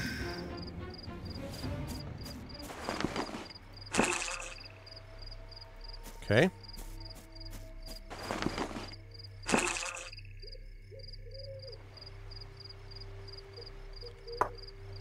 I've slain all the yellow spiders in the forest. Okay. First, though, we're going to explore what's left.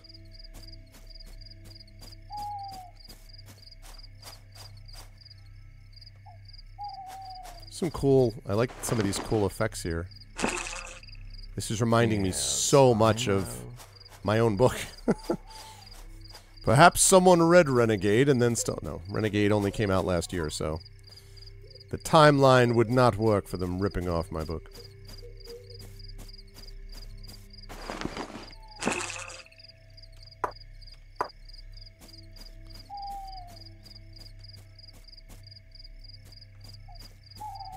I hope she gives me a cauldron to brew with.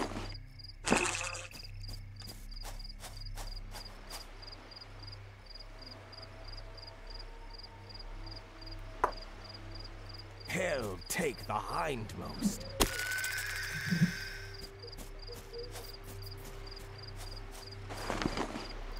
I got a lot of these lunar moths now. Or whatever they're called.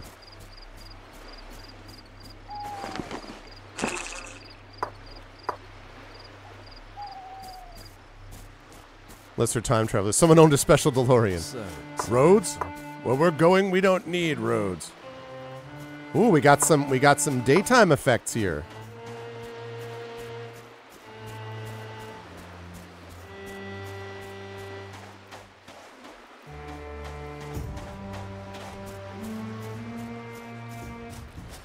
Can we take it to the bridge? Can we take it to the bridge?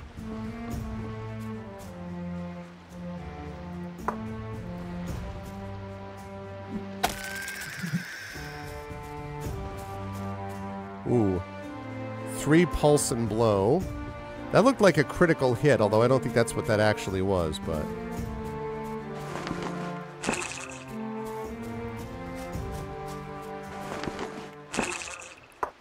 I've got a lot of these moth things now.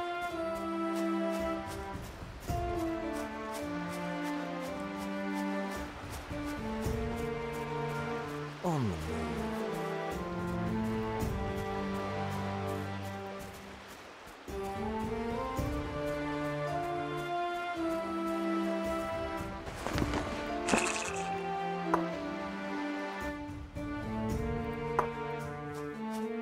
Yep.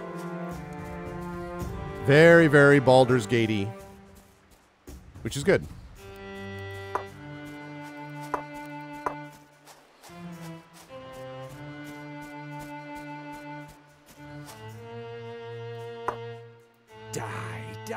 Die!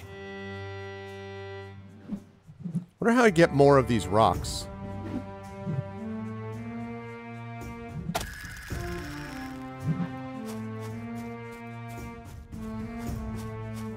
I assume we just pick them up. I mean, I know we can buy them from merchants whenever we find them, I imagine, but...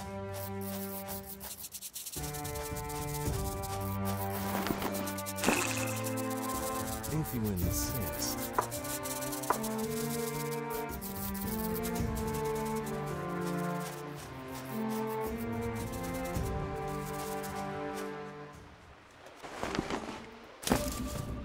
Oh, shoot. It's a ghoul. No, no. Run away. Run away. Running away from the ghoul, which is going to hurt me. I bet that ghoul's gonna be really nasty. Gotta run far away from the ghoul, gotta run far away. Look into my eyes as you perish. Gotta run from the ghoul. I was not gonna be a fool. I'm really gonna run from the ghoul. Oh, shoot. He resisted. Tremendous. Help! Serpentine, serpentine, serpentine. This time.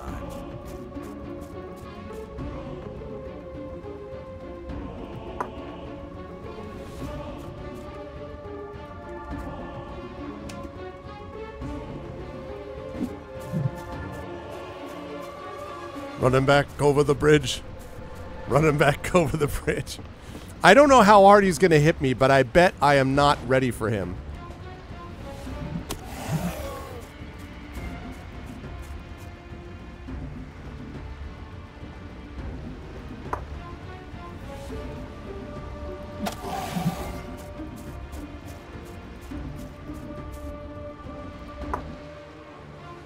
Blood and souls.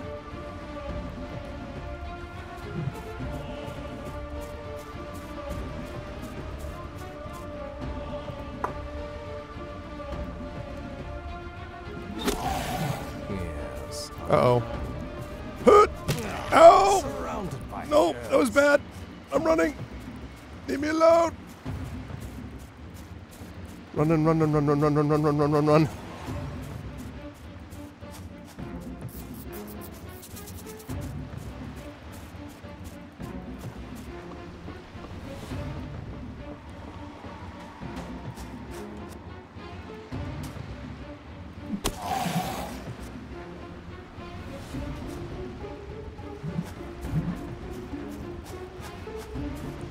Run! Don't stop, you buffoon.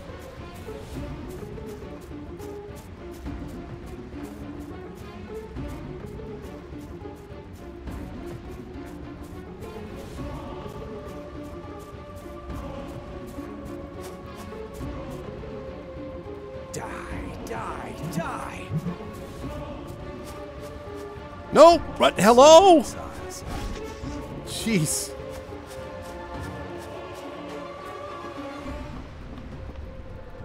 Dude, stop stopping, please.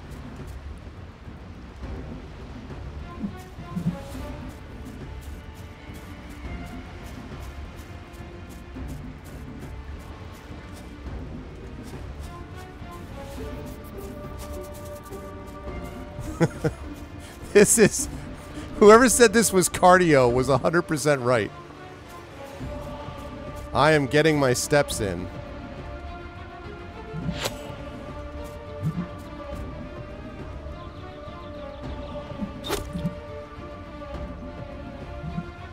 Oh, I knocked him down.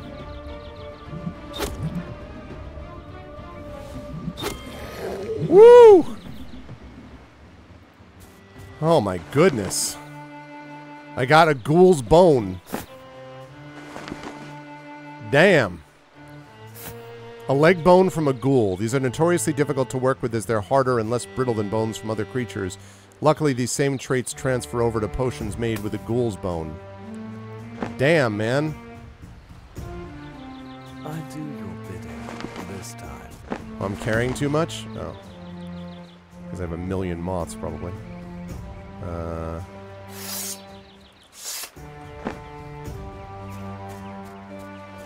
Woo! This is like Benny Hill. I just saw that. Sorry. I couldn't really focus on chat. I was trying to run from a ghoul. I don't know if anyone noticed. There was a ghoul back there, and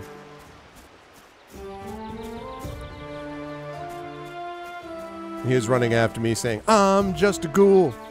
Don't be me." I thought about trying to put a wall up across the bridge. The problem with that is that it would take too long to cast, and he would have been on top of me. And he hit me for some serious damage back there, so... Alright, looks like I've now explored the entire area, so...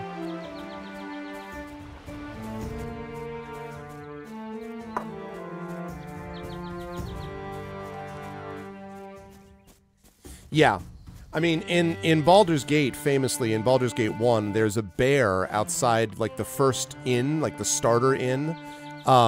There is a bear that freaking wrecks the party. In fact, if you go to my channel, you'd have to go way back. I don't know if it's on my YouTube channel because of the great VOD purge of 2014. But if you go back into, like, the Twitch videos and stuff, I think I have, like, this highlight of basically running from a bear. We just had to kite the hell out of the bear until we got to, like, managed to finally kill it. It was ridiculous. Yes.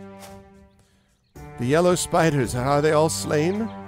Yes, your 8-legged nemesis will trouble the forest no more. Thank you for your help. I need more time to recuperate, but I believe I will recover eventually. Take this antidote. I've had more than I need already. Now that the spiders are gone, you'll make better use of it, I'm sure. No, keep the antidote for yourself. Who knows what perils you might face on the road home. That is kind of you, beyond kind. I will mention you when I report this great success. Gain enough experience to level up. Yeah. Speak your mind. On your character sheet, you can spend points to improve your character's general skills, class skills, and weapon skills. You can add or remove points from skills using the arrows to the right of their names on the respective skill tabs. Wizard characters may also spend points on new spells. Okay. So... class skills. Arcane studies, yeah. We want one of those for sure. And weapons, slings and fustaballs. I should get something in rods and staves, just so I have, just in case. Your character is capable of learning, memorizing, casting spells. Open their spellbook by pressing the V key. Okay, I already know about spells. See spells your characters learn to the left side of the spellbook, memorized on the right side of the spellbook, and your character has a number of spell slots to fill depending on their character level. Occupied spell slots can be freed by clicking their icons in the spellbook. Unoccupied spell slots can be filled by clicking on the icon available spell on the left side of the spellbook, okay? As your character grows, higher levels of spells will become available for them to use. Can browse between various spell levels by the level selector on the top of the spellbook. Base and elevated can be viewed separately, okay? Let's do that, and then this is... yeah. Oh, wait. Oh, but I can't learn that yet? Okay, you can finalize... no, alright, so I can't learn that yet. Finalize your spell selection by clicking the close button on the bottom of the spellbook. For any new spells to become usable, your character needs a rest. Until then, these new spells appear opaque in your spellbook. Yep. Snow becomes snow. Yep, that's the Vancian system. Yep. Hello. I see you, Volunteer. Yes, I know. All right. Meanwhile... feeling well? Ah, the hero returns, and with a fresh harvest. It's all there, yes. Perfect.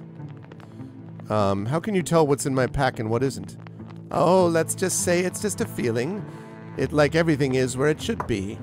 Or, if this is easy to accept, I've spent many long days sniffing around, so my nose knows. Now that I've gotten what you need, I have more questions about what's going on here. No, let's get the pot boiling first, and then... What's this? Did you forget to make these herbs edible, child? Come now, you must dry them to bring out the flavor. Surely you've cooked before. I was not busy doing that. Yeah, for sure, Misty. I have to wonder what that Lord Espen even had your tutors teach you at his fancy estate. Oh, well, take this candle and get drying.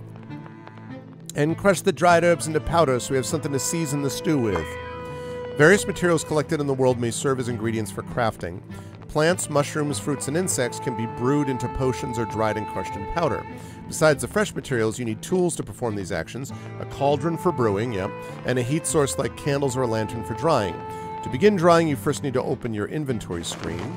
Select the drying tab to browse your ingredients and heating devices. You see your collection of ingredients. Click, then move them into the highlighted slots to continue. To switch between ingredients and heating devices, click the leaf or cauldron buttons on the top of the drying tab. During brewing, these same buttons are used to navigate between ingredients and brewing devices. Select a heating device, move it into the highlighted heating slot, and suddenly Minecraft. Start drying. Your ingredients are now dried. Your candle has been consumed in the process. Lanterns, on the other hand, can be used indefinitely. I've got to go pick myself up a lantern. They also enable the use of various heat levels. Start crushing to crush these ingredients into powder. Unlike brewing and drying, crushing takes a short while to finish. Click the Collect button to place the powders you made into your inventory. Okay. Good, good, well and dried. Give me just a moment and... There, it's on the fire.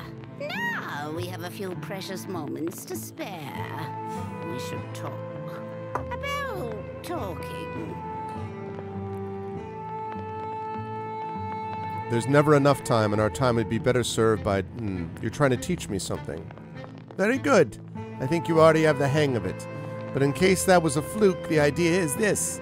Taking the time and effort to gain knowledge or even learning to talk will benefit you greatly in the difficult times ahead. Pay close attention to what you might uncover in conversations through wit or charm. Thank you, that's a valuable lesson. I'm glad you find it to be.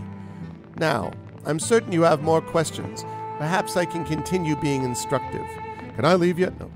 Why did you save me from the assault on the Espen estate? I kept an eye on Lord Espen. He was a force of balance in Silmareld. His death means that balance has failed. And it so happens that I have a soft spot for young people of potential. You were in the wrong place at the right time, and I saw a chance to aid you. Who are you, really? I'm afraid that is the one question I can't answer for you. My name is the Crone. Jen the Crone. Her real name is Jen, Thecrone, but you pronounce it Thecrone. I am Jane Thecrone. It's easiest to say I am someone you were meant to meet. I'm here to set you on your way toward what you must accomplish. What is it that I must accomplish? Pardon me, I misspoke. There are 2 questions I cannot answer for you. 2! And if you keep asking, Sonny, I will make you into a stew. Why is it that you're keeping me here and making me do all of this? You weren't ready for Aldnar's attack on his father's manor. And I don't believe you were ready for the chaos of the world as it was when I pulled you from it. You're here to keep you safe, and to make sure that you're ready for the next calamity you find yourself in. Is the stew almost ready? Ah, yes, almost ready indeed. Now, there's something you should know. When you leave here, the world you knew yesterday will be gone. Gone? What do you mean? The attack on the Espen estate was only the first spark of a consuming fire, I am afraid. Much will be lost to strife and war. There are worse things than war, though. There is something you must understand before you leave here. A great and terrible curse has fallen over Silmareld and much of the rest of Erangel. It drives men and women to madness. It starves the prince and turns the pauper to a life of desperation. Being a fan of the New York Knicks? It is the essence of avarice itself. A curse of greed spreads through the Exactly, land. Geyser. Greed? What do you mean? Terrible covetousness that hides in mortal hearts. It is among the darkest of dreams. But this is no normal greed, no. There is magic behind it. No mere apprentice's cantrip either. It is most dangerous, and you must understand that. Ah, the stew is done now. Just let it cool. Ah, getting a good look at you now. You're a bit of a magician, aren't you? I know a cantrip or 2. A fair assessment of your abilities, yes. You have much to learn. Let's get you started. Here, take this. It is a scroll containing a spell for you to learn. Give it a read. You received a scroll with a spell in it. Open your inventory. Ooh, fever. I got the fever! Spell sends a spell-induced fever to attack its target, causing a sense of intense heat engulfing its body. Inflicts weakness, throbbing, and toasting on the target. Okay.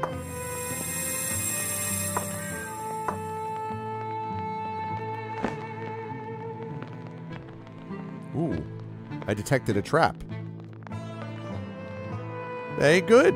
I see the look of recognition in your eyes. You know a new spell. You must learn as many as you can. I say this with care. Magic will keep you alive, but may also hold unforeseen dangers. Now, Johnny Fever, there's a trap in the room ready to give you a little scare if you aren't careful.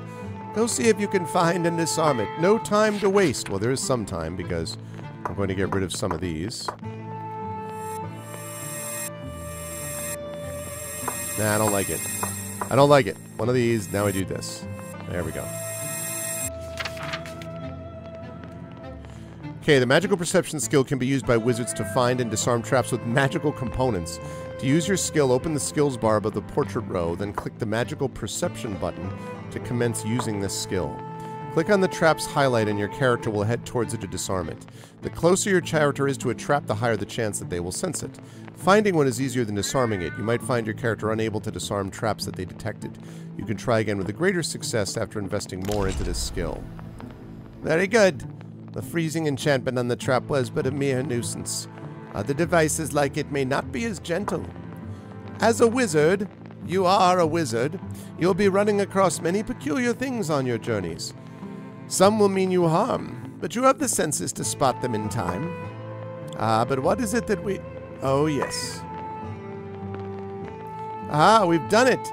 The stew is cooked and cooled. Here, boy. This will warm you up after a long, long day. Boy. I see that look in your eye again. Boy. No more questions for today. Eat your stew and get some rest. Boy. Stew is finally done.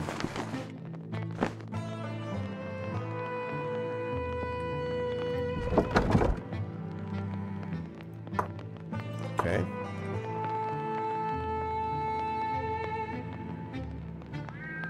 Feel free to take a rip. All right. You could try to disarm the trap again, only with one less finger thumb. That Exactly. Our time together is nearing an end. Thank you for all of your help. No, it is no great thing. I needed to be certain you are ready to face the world. What's going on out in the world that I need to be ready for? Oh, conflict is to be expected everywhere you go. Great things are coming. More I cannot say. No. So does that mean... I don't want you to go to rehab. No. I don't want you to go to rehab. Winter Mage, no. Okay. So does that mean I am ready? Oh, yes. As ready as one can be. Okay. Is that all? Yes, that is the gist of it. Things were put in motion all over Yerengel since I plucked you from your father's house. My father's house. Doot. My father, yes. Lord Espen. But I'm not even a human. He couldn't be my father. Pardon, child. I don't wish to explain to you how babies are made. I trust you know. But your mother was indeed not a human. The deities of Yerengel were your mother's midwives.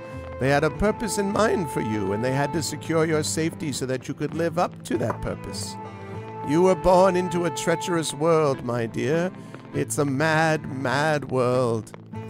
All around you are familiar faces, worn-out places, worn-out spaces, and I find it kind of funny. I find it kind of sad. The dreams where I was falling are the best I've ever had. It was very important you not be recognized as Espen's heir before the time was right. As the gods peered through the veils of the void, they saw that a Feldegug child is made for survival, possessing the fortitude to overcome hardships both mental and physical. That is why you were formed so perfectly in the image of your mother. As well, the closely guarded secret of your mother's connection to Lord Espen ensured your safety until now. We haven't the time to go into the story in greater detail, but you are a true heir of Lord Espen. Knowing this should be enough. Thank you, Vorshin. I appreciate that. Now you don't... Remember, they get better over time. Now you understand why Lord Espen paid you so much attention despite your servitude. The other servants surely did not receive the same education or the same favors, nor did anyone else in this house excepting your half-brother Aldnar.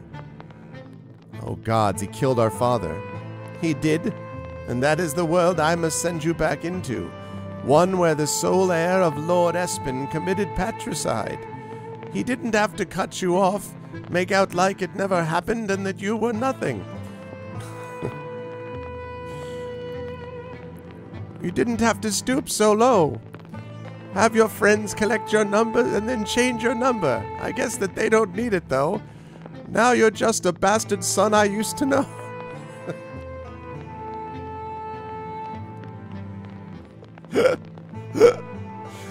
Woo! Good times. Unaware yet hostile to your existence. This is all too much. I have no idea where I am. My father was Lord Espen, and the curse of greed you mentioned before. Yes, child. But you are ready for the world now. You will succeed. You will. Or perhaps you will fail. But I think at least you will fail well. Yes, yes. That's funny. Yeah, Zaxxor, that'd be great. Screw you, Grandma. Thank you again for the sage advice. Now you must go face the world, Arvin. I have enjoyed our time together. You will find the path clear. Be safe, my child. The curse of greed is growing stronger in Yerengol. World greed is increased. Whenever you make greedy decisions, world greed grows by small increments. Aside from the influence of your actions, the curse also worsens on its own throughout the story. Your decisions can, however, steer the world toward either chaos or peace. Party greed and reputation are only affected by your choices. To check world greed, party greed, and reputation statistics, open the operations screen, then navigate to the greed tab. Okay. Hover over various statistics in the greed tab for more details. Right now, it shows how greedy your party acted overall. The greedier they act, the higher world greed will rise. So party greed is -3. Reputation meter shows how your party is viewed by the people of Yerengol. Good deeds push it towards idolized, while cruelty and mischief draw it to vilified. Right now I'm neutral. No one has ever freaking heard of me. They have no idea who I am. Right now the greed level is here. 105 to 3,000. The curse of greed currently affects the world of Yerengol faintly. It can barely be felt, but those with a keen sense might start to feel its effect. Costs of living are on the rise throughout Yerengol, and albeit ever so slightly, some can feel the winds of change. Sing with me, sing through the years. Okay. Speak your mind. Time to level up. Right, that shows me I get +1 from the Warden Half Bracelet. That's cool. It shows you what's affecting it. So, I want to increase my bargain and persuasion again. Class skills. Magical warding does what now? Wait, what? Barrier of arcane force around camp when resting at outdoor locations. Such a barrier will discourage wandering beasts and bandits from approaching the camp, decreasing the chance for the group to be attacked during the rest. Hell yes. I will increase this later. I'm not gonna I don't want to gimp myself by just spreading out everything among everything, but some things I need to have some basics in, quite honestly. Okay, weapons. Let's see, rods and staves. I'm gonna do another one in slings. Spells and abilities. Ooh, level 2. Identify, yep. Abyssal Gaze. Fills the heart of its target with fear by making them peer into the horrible depths of ethereal planes. Inflicts panic at the disco to the target. Scales up to level 11. Chattering can be hard to stay on target when all the warmth seems to leave the world. Causes intense shivering that disrupts physical activities. Inflicts silence and distraction up to the target. It's interesting about the scaling. Move like lightning and leave some behind for anyone unfortunate enough to be nearby. Caster quickly jumps away to a targeted location in range while discharging a blast of lightning in a circular area around them. That seems very useful. And Severing Sparkle, concentrated nature energy conjured at the caster's fingertips. Swirling ball of force can be hurled at a target to inflict serious damage. So I like having Identify would be useful, but I think I already know that one, maybe? That one. And Ride the Lightning. Yep. Okay. So, let's add another fever, I think. I got the fever! And the only prescription, right? One Identify. Okay.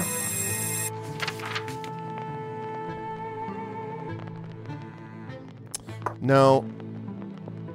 I'm going to get rid of one of these, yes. Put one there. Okay. I am going to save it, and then I'm going to rest. It does not look like... It doesn't look like I heal when I rest, though. Oh, well, maybe it does. No, I guess I do. I guess just not all that much entirely. Okay. So, journal. Alright, what have we got? Dear Journal.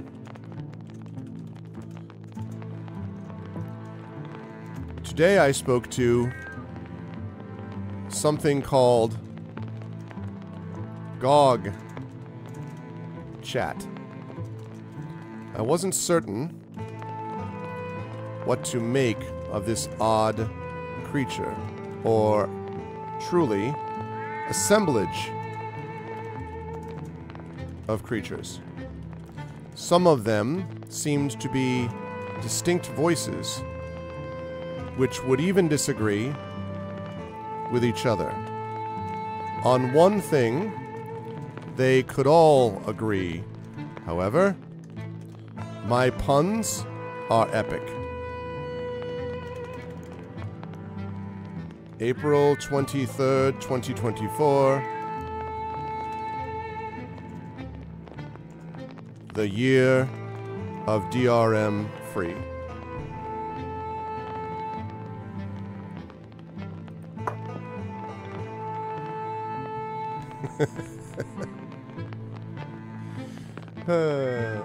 There you go. You're all immortalized. If you insist. Okay. Anything else? Be safe, my child. Alright, so I've just got a main quest now, right? Which is finding paths. Need to find out what really happened back at the estate. Finding someone to tell me where I am right now would be a good start. Alright, Isselbright.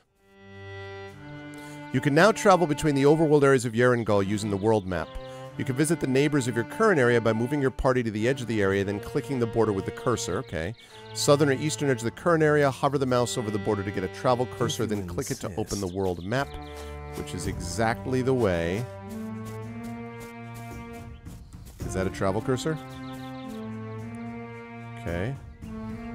Oh, I have to go... Okay. Eastern border. There we go. Merchant's Road. This is what happens if you give a writer a blank slate in a game to write their own journal entries. Yes. Whoa, whoa, whoa, whoa, Merchant's Road. Oh, Merchant's Road, Merchant's Road. Oh. Ah, the rain. Updated question journal. Leaving the Crone's swampy forest abode behind, I found myself in a long stretch of road heading northeast to southwest. I believe this is the Merchant's Road, which leads to Silmarel's capital. Certainly someone there can catch me up on recent events. Scavenger by nature, ghoul in the wild. Any who trespass upon unguarded or derelict graveyards and tombs must be wary of the dreaded ghoul, that beast which walks upright on two legs yet feeds upon human corpses. I was just wandering around the forest looking for stuff when I ran into a ghoul. I've been encountered singly or in packs, sometimes found in the company of necromancers who use them as brainless foot soldiers. As an unthinking undead, the ghoul is resistant to spells affecting the mind, and as it is animated by magic and not life, does not bleed. Yes, this is called Black Geyser, and that is the link to it. It's a small developer. I think this game came out about a year or two ago, and I've always wanted to try it. It is kind of a love letter, as you can see. A lot of people say it reminds them of Pillars of Eternity, which I would say is somewhat true, but it really is very Baldur's Gate-y, and you can tell that it's kind of a love letter to those. Okay.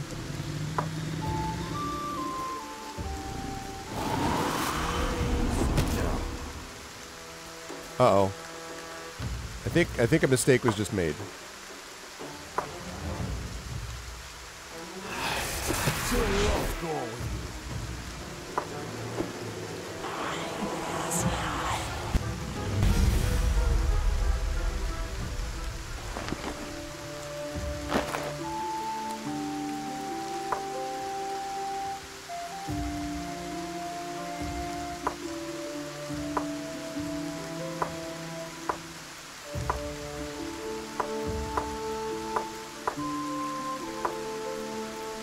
Okay. I see. You hovered over it. Yeah, yeah. No, I had heard about it and was interested in giving it a try, and so far so good, actually.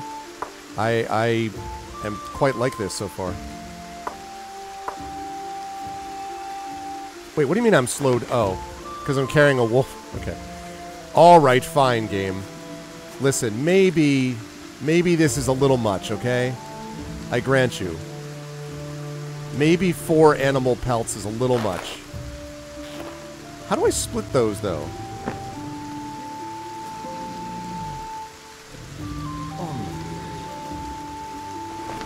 There's got to be a way to split them, right?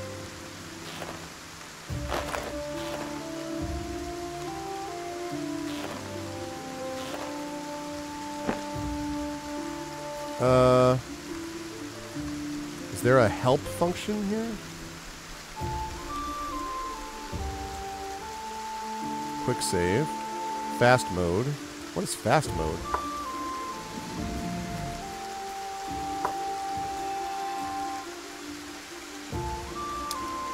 I wonder what, like... So yeah, the party doesn't... I don't know. I have not been picked up by... I think I haven't found my party yet. I'm guessing I'm going to meet them in the city, would be my guess. But I have not found them yet. How do I split? Control, maybe? That's how you do it. Left control, baby.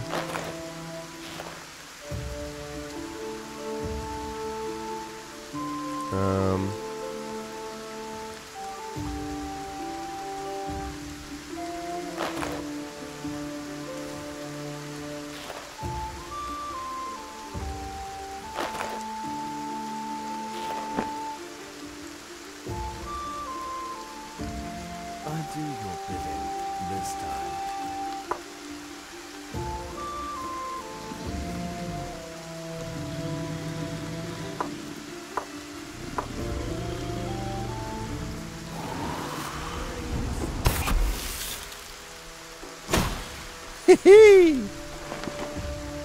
Oh, this is gonna be fun. I am now weighed down by a ridiculous amount. Okay, let's...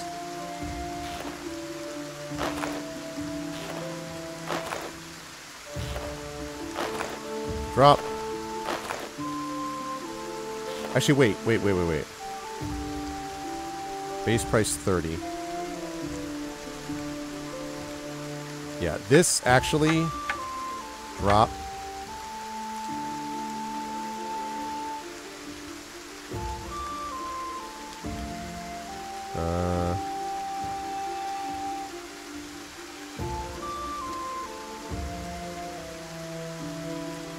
Wow, that heater shield is nice. Okay.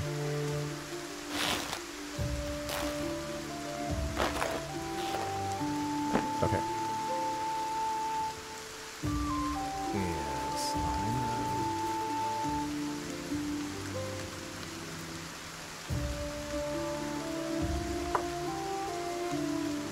know. Look into my eyes as you perish. I really am going to need more stones.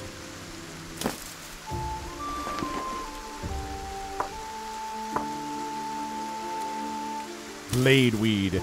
This grass did not originally exist in Isleworld. A decade ago, it seemed to appear out of nowhere and spread very quickly. Scholars speculate that it was the result of a horticultural experiment likely involving magic that went very awry. Bladeweed grows just about everywhere and seems almost malevolent in its behavior. Areas where the weed is allowed to grow unchecked will soon find themselves bereft of other plant life. What's worse, the plant's leaves are razor sharp. A field of bladeweed can be a dangerous obstacle to cross.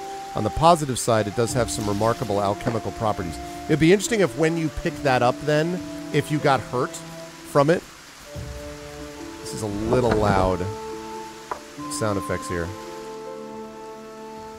That's better. Let's drop that down a bit.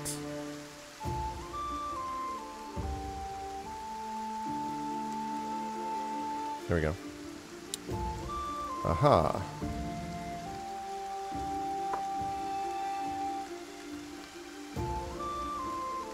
So tiresome.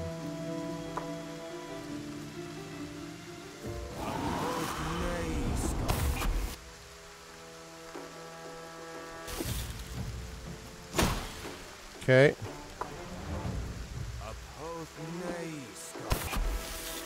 Nice. That snow is doing some good work. I'm going to be slowed, yep. Need Mage Hand to pick it up, yeah. That's interesting, though. Blade Weed.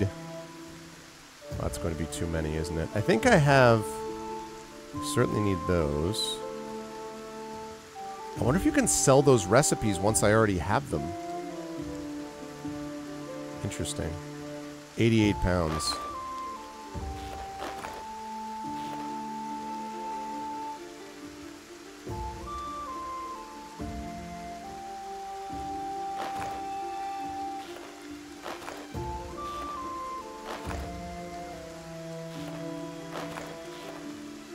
Oh, it is left shift. Does the same thing. Okay.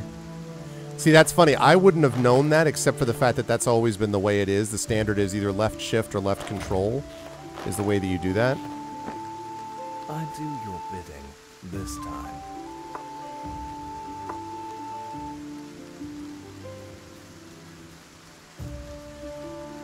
Every time I look at this, I am reminded of how incredibly beautiful the old Infinity Engine maps like this were. And the most striking one of these is Icewind Dale. When you first get to Kuldahar, right? That picture of the great world tree and everything in the map is amazing. Oh, man. It's too bad the game itself... I mean, the game itself is fine. I do like Icewind Dale, but I never actually finished it because there's just so much resting. It was using, I think, either 2E or 3rd edition, and it's just like... Oh my god, like just, it never stopped. Just like combat, rest, combat, rest, combat, rest. Like way, way too heavy on the combat.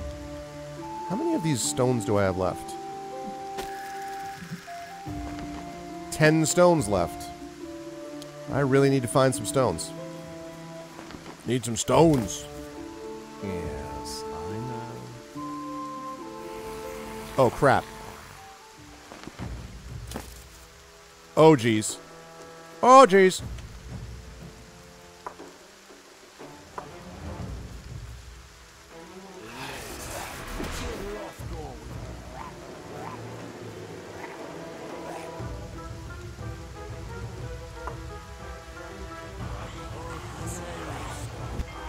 Okay.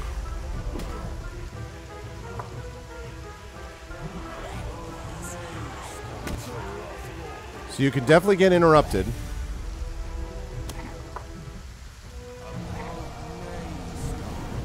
Okay, fever.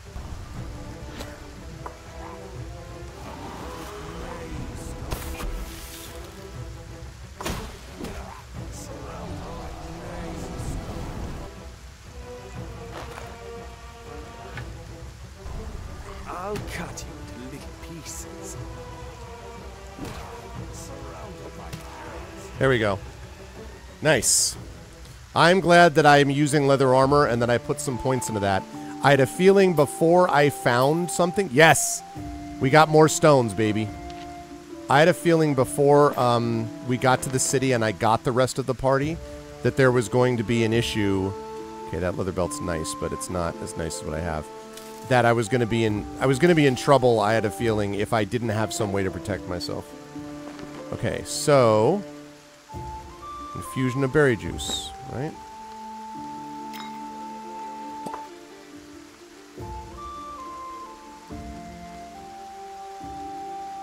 Okay, restoring 5 health points each turn. That's exactly why I did the berry juice. Nice. So far, so good. This is all very familiar. Like, it all, if you've played any of these real-time with pause Infinity Engine style games or Pillars of Eternity, this will all feel very familiar. In a good way. I mean, like, this, assuming the story is good enough to compensate, you know, is good enough to go along with it. There we go.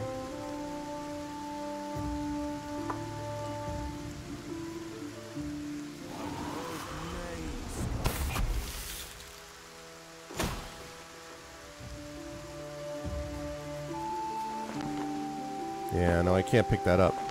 I'm already full up, Chief.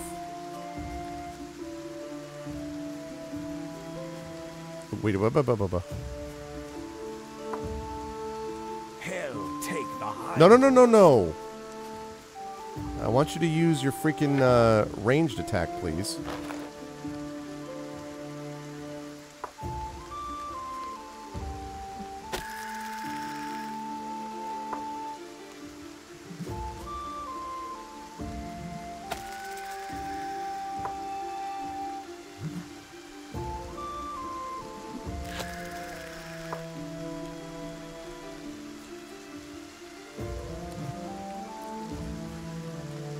Yeah, and I've actually played some of Temple of Elemental Evil, and the issue there is that you need the fan patch or whatever it is, the unofficial patch to get it to work, and even then it's still very janky. Like this has, I think, a number of sort of the sum total of quality of life improvements, I think I would say, to make it worthwhile, you know. But you know, Baldur's Gate and the Infinity Engine games, Baldur's Gate, I would say, probably won, I mean, it's top 10 games of all time for me, Baldur's Gate 2 as well. So, you know, but having said that, the games are 20 plus years old now. And so, in fact, I think that game came out, what, like 25 years now, I think? So it's the kind of thing that, as great as I think they are, things like Beamdog, which did the enhanced editions, which I know is combining a bunch of the fan patches together. I've heard that before. But basically it makes it so that you enjoy the game, but you don't have to fight the freaking system. Fighting the system and get to play with people, like play Icewind Dale together or something like that, using godforsaken Game Ranger was, oh man. Icewind Dale 2 I have not played, and so I would need to check into that. Icewind Dale 1, I literally got to the last boss and haven't won it because we just got so sick of trying to like fiddle with everything. So I would say I've come as close as you can come to beating that game without actually beating it. But Icewind Dale 2 I've never played.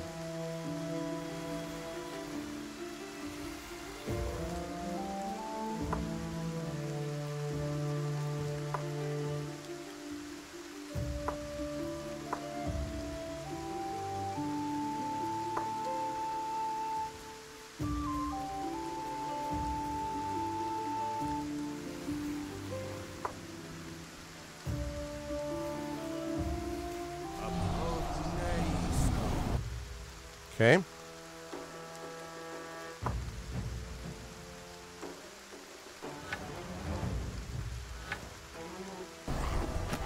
I'll cut you into little pieces.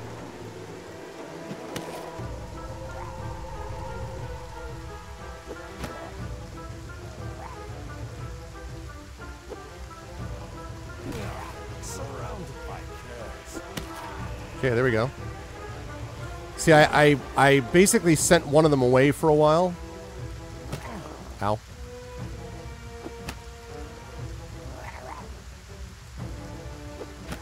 Okay. Nice. That was a little closer than I wanted it to be. Whoa, whoa, whoa, whoa, whoa. Bleed. Oh, man, bleed. Okay, let's do that.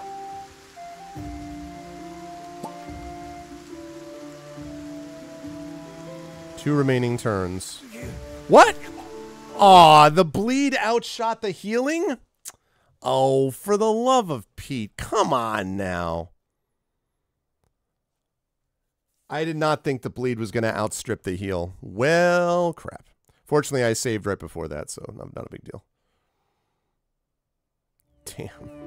If you insist. Wait, what? I'm carrying too much. I am? Oh, I am.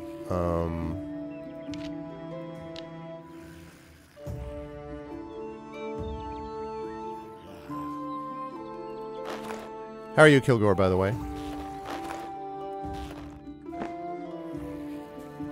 Okay.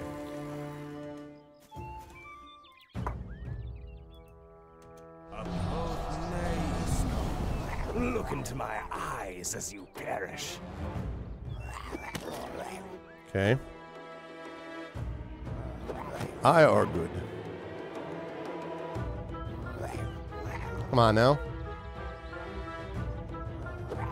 There's one.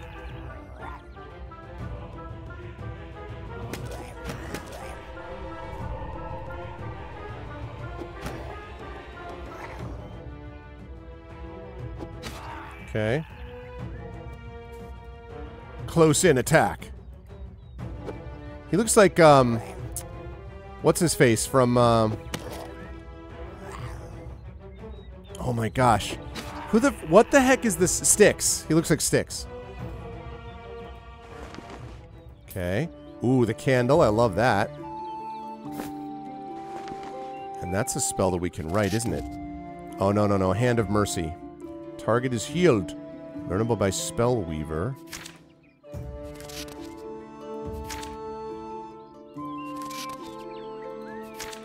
Okay. Weak potion of healing.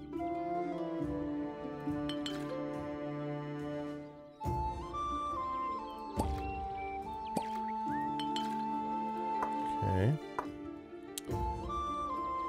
And again, too many of these things, so gotta drop more of these. Okay. Hoping we find a bag of holding somewhere in here. That'd be nice. On the move. You missed out on them. You know, I would argue that the Baldur's Gate games still hold up, and I would try the Beamdog extended editions. Even Siege of Dragonspear isn't bad, actually. I think those still hold up. And in general, the story, especially the story. Oh, god damn it! All right, I guess that works. But the story on these games is on the Baldur's Gate 1. I think Baldur's Gate 1 story is very solid, and BG2 story is great. So, which is not to say that there has never been a greater story told of all recorded time. There is sometimes a little bit of nostalgia associated with these things. It's a good story in Baldur's Gate 2. It's not, oh my god, I've never seen a greater story in the history of... I mean, it's, you know, like let's take it a little bit easy. Oh, shoot.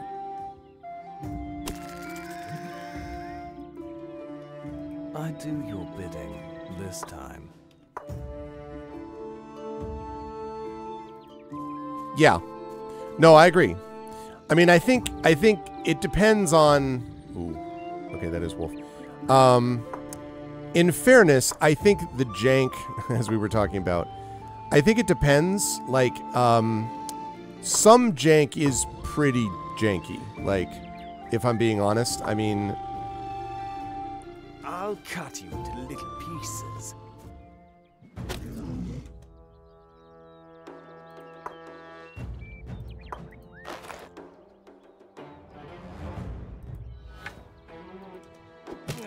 Surrounded by curs.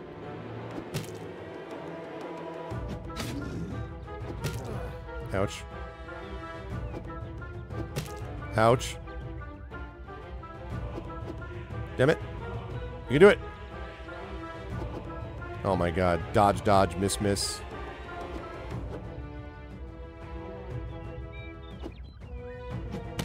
There we go. I'd love to, but I cannot.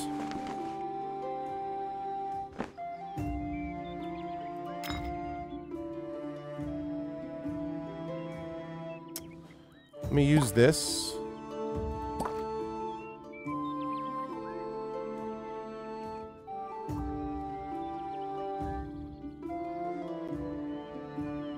Embrace the jank will embrace you.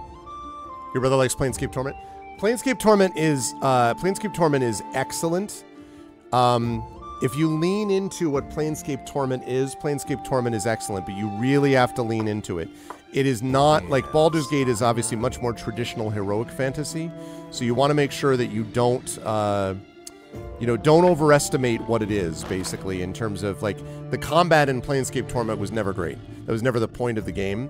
The dialogue and all that is where stuff is really, really neat. So, Planescape Torment's great. I would say that for me, it probably goes Baldur's Gate 1.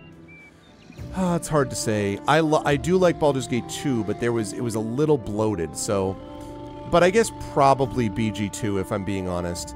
BG2, BG1, Planescape Torment, and then Icewind Dale. Although Icewind Dale has phenomenal music and beautiful graphics, and does a lot of things quite well. I love the setting also. Just the combat is kind of tedious, to be honest. Hell take the hindmost.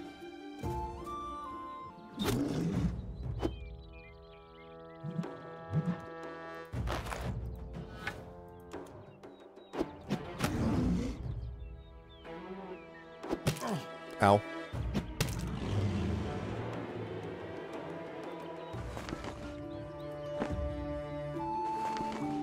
Okay. How are we doing on, let's see.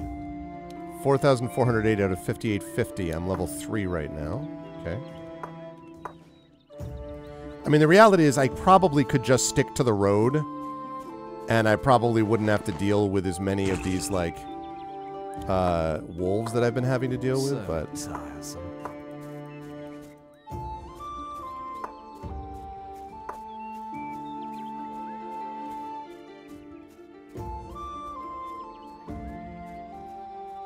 That's right.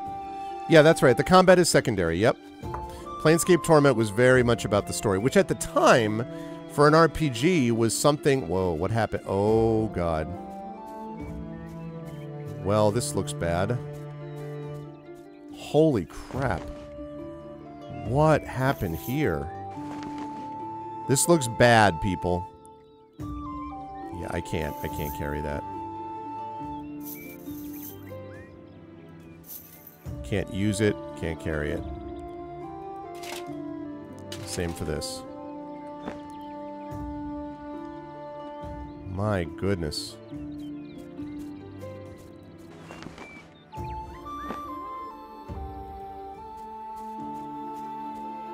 Hey, Mar. They wiped out the guards, too. Aha! You, dwarf! I'll go talk to the dwarf in a second. On the move.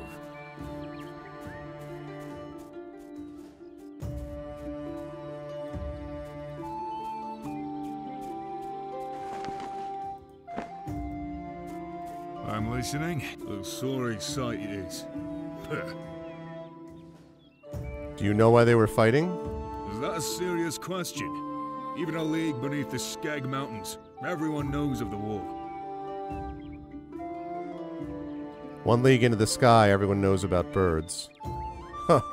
As you say, of course. Anyway, this was one of the smaller battles between sorry, Silbright and Dead and Gould. Since we're on the same road, why don't we walk it together? I was thinking the same thing myself, but by both habit and predilection, I'm always careful of my companions. Tell me what brings you out on this desolate road alone. Well, a series of very confusing events, to be honest. That's quite a tale. If I was a bard, I'd be taking notes right now. It stands to reason that with your father dead, you are the heir to his estate. I hope he's not going to attack. You'll need to lay claim to it yourself. No one's going to walk up and hand it to you. If only there was somewhere all my questions could be resolved. This is the road to Isilbright, you know. Isildur? Capital of Isilmaril, and also the world capital of noble titles. The city's Hall of Records boasts the largest collection of histories in Yerangol. I myself am planning to visit to research some. I have family matters. You'd be wise to do the same. Seems like as good a place as any to go. Care to join me? Excellent. Onwards to Isilbright. Go ahead. While having one of your companions selected, you can use the Interact button to initiate a conversation with them. You can learn more about their backgrounds, progress their quests, or make them leave your group. Or use them as a pack mule. I mean... I'm listening. Go ahead. Alright, what are we? We got a fighter? Alright, alright.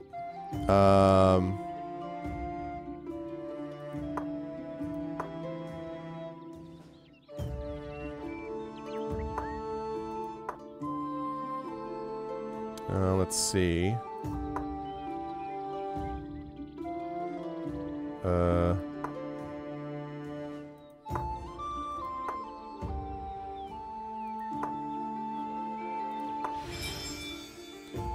Okay, interact. Yes, Arvin? What's life like in Stoneholm? It's all in the name, my friend. As everyone knows, we dwarves love to delve and we love to craft. Weapons, jewelry, vast vaults of stone, anything that lets us use our hands.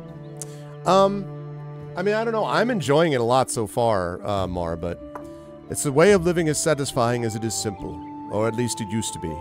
There have been changes recently. Hard words between clans and even between kin, and no interest in smoothing them over. These days, everyone's eager to grab up an axe to cut someone down instead of a hammer to build something up. What are you good at? Brawling! I'm a fighter, of course. I may not be the quickest, but I usually hit the hardest. If there is danger, look for me at the front. You never told me why you were so interested in visiting the Hall of Records when we met. Which was like 3 seconds ago. Well, as I believe I mentioned before, it's a family matter. A century or more back, my clan split into 2 separate bloodlines, each with its own strong traditions and beliefs. As you might guess, the bull-headed nature of my kin has made living alongside one another difficult. Now a new and very rich vein of gemstone has been discovered in the depths of Stundir-Hum, and the feud between my brothers and sisters has come near a point where bloodshed will be inevitable. I heard of a dwarven keeper working in the Hall of Records, one whose research focuses on the history of the Northern Realm and our kind. Feuds similar to the one dividing my relations have always been common among dwarves.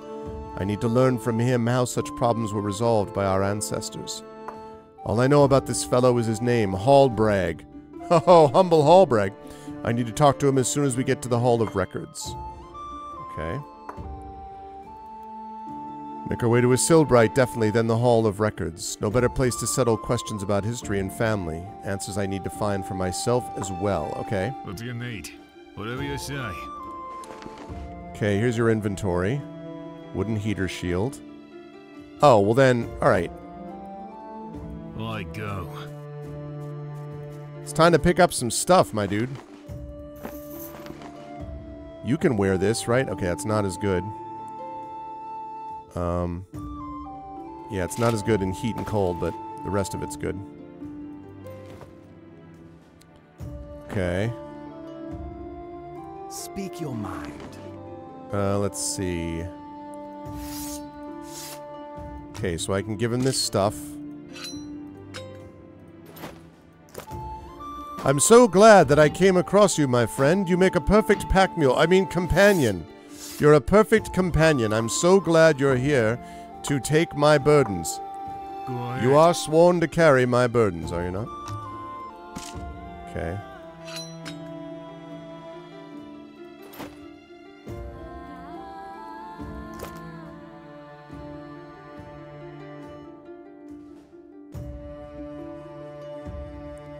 Claymore.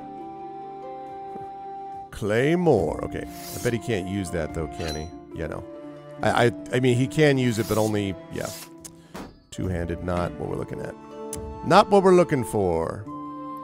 Okay, let me give you also... Oh, I can't do that, can I? All right.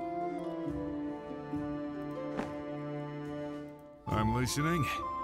All right, now it's time for you to loot everything. Get over here and carry my stuff.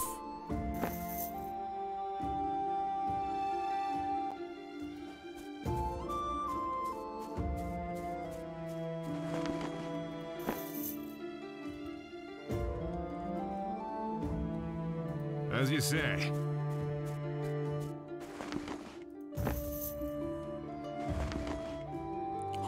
He can carry 170 pounds.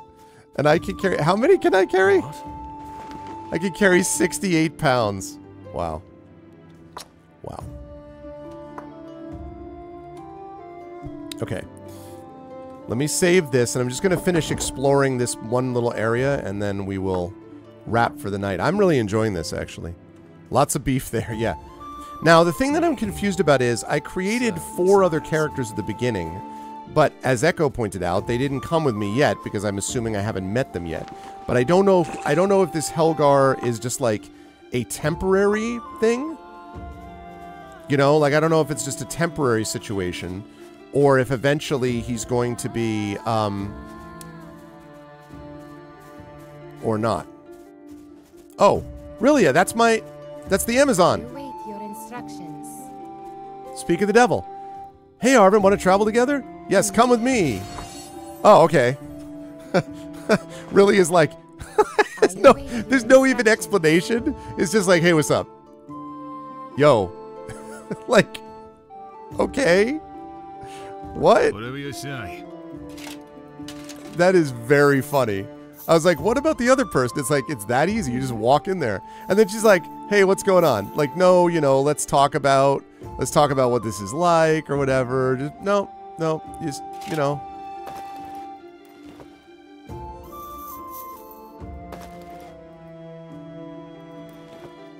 What do you need?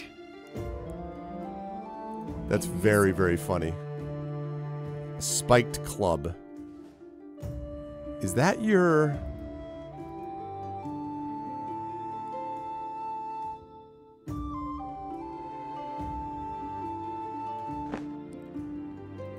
Right, because we're leveling you up, right? Let's do that. No, we want you at Seasoned Warrior as well. Okay, battle axes. If you got battle axes, what are you doing with... Okay. Woof. Alright. I'm going to give you one of those. And...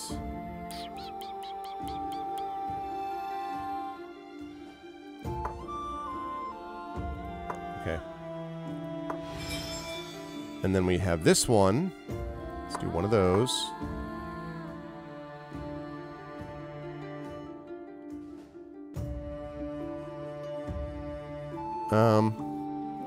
Let's do one more of those.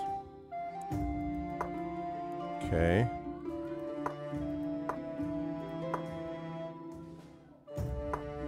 Oh, she's got... Right, because she's a Highlander.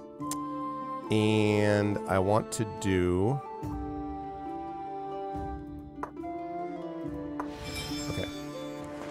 Right. So, now that you've got that, we're going to give you battle axe.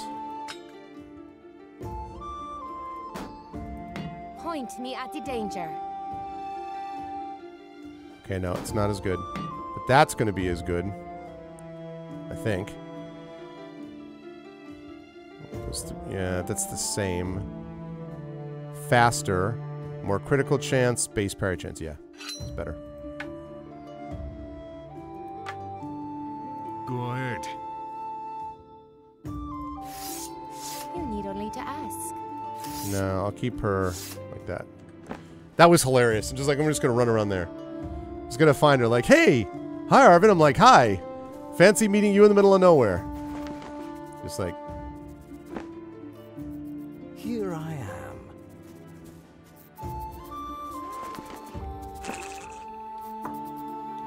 Okay. Let's finish up here. Speak your mind, me. Wait, oh, me. At first I thought it said speak your mind. Speak your mind, me. Die, die, die. Okay. However, Don't I would... you have another lick, Spittle? I would like you to do that.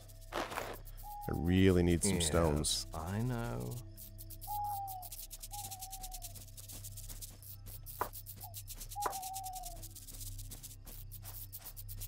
Okay. What? Were they able to do formations like you could do in Baldur's Gate? Insist. Okay. Gavin. Alright, hold on. Hold on, Gavin. I have to finish up exploring this place. Just give me a second.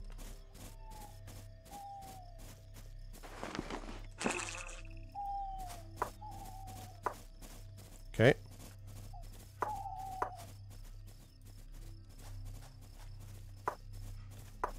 And one of the pleasures of this, of the original Infinity Engine games, was exploring a map because there was so much cool stuff that you would find, like little side quests and areas, and you're like, what is this? And it was just there.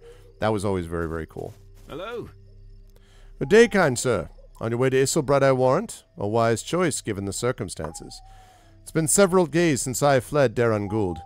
I was already doubtful of our chances against Isilbrad before the War Council decided to make its move. But when the plague struck, I grew certain I was on the wrong side. What plague? How can you not have heard? You've been living at the bottom of the sea. Darren Gould declared war on Isilbright a few days back and has already gained a foothold in the south of the kingdom. Militarily, it was quite the feat. But a terrible illness began to rage across the city almost immediately thereafter. Citizens had been taking to their beds several weeks before, but no one thought it was serious.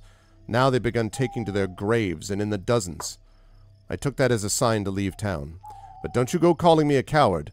A merchant has no true home anyway, that's how I look at it. And you know I managed to bring some of my wares with me from Darren Gould. Care to take a look? You really seem to know your way around. Do you know anything about the raid by Darren Gould on the Espen estate? This happened a few days back. Yes, I heard something about that, but I was preparing to leave Darren Gould at the time and didn't pay much heed. If you're interested, you should try your luck in Isilbright just ahead. In fact, it's probably the best place in Yerringol to find what you're looking for. Have you heard of the Hall of Records? It houses the greatest collection of written history, poetry, and natural science in Yerringol. I'm sure the scholars who study there can fill you in on recent important events. What do you have on offer? Goods for travelers, mostly. I used to deal in weapons too, but that stock I was able to move quickly back in Darren Gould when war was declared. But not to worry. I intend to put out feelers in Isilbright and rebuild my business post-haste. Until then, feel free to browse what I have. I'm sure you'll find something to your liking. Okay, what do you got? You're browsing a merchant's inventory. You can see their stock on the left side of the screen, while your selected character's inventory can be seen on the right. You could switch between party member inventories using the drop-down on the right.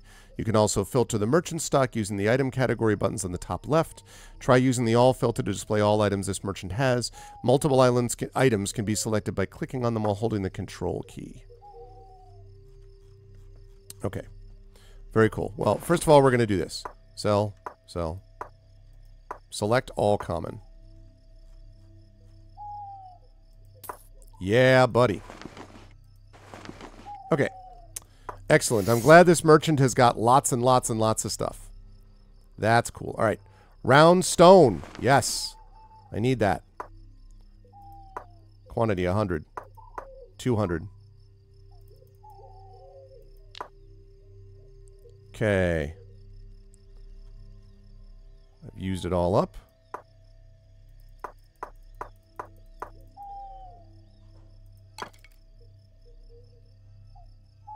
Yeah, I'm just gonna clean the guy out, basically.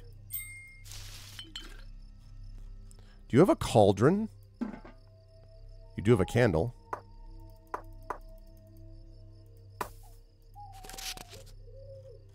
Okay. Sell. Sell. Sell, sell, sell. Okay. Okay. There we go.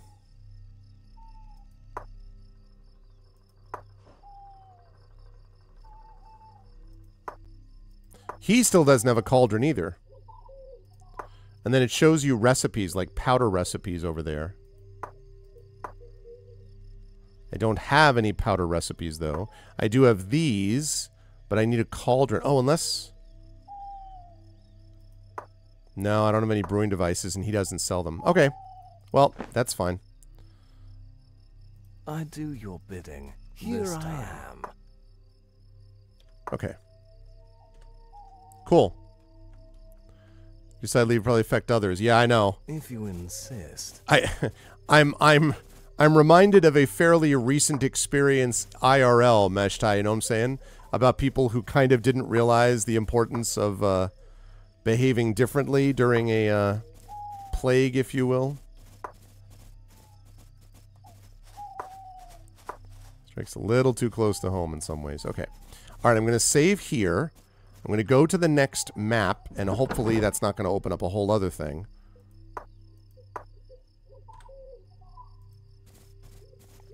Right, MST? And this is so Baldur's Gatey. Like, so Baldur's Gatey. Okay, clearly Isilbright Gates. Or Isilbright Gates. So this is loaded on an SSD, and the loading time for the map right now, which used to be very slow, is about 8... well, it's not loaded up yet. It's about 10 seconds, which could be better, frankly. It could be better, but it used to be much worse from what I understand. Okay, there we go.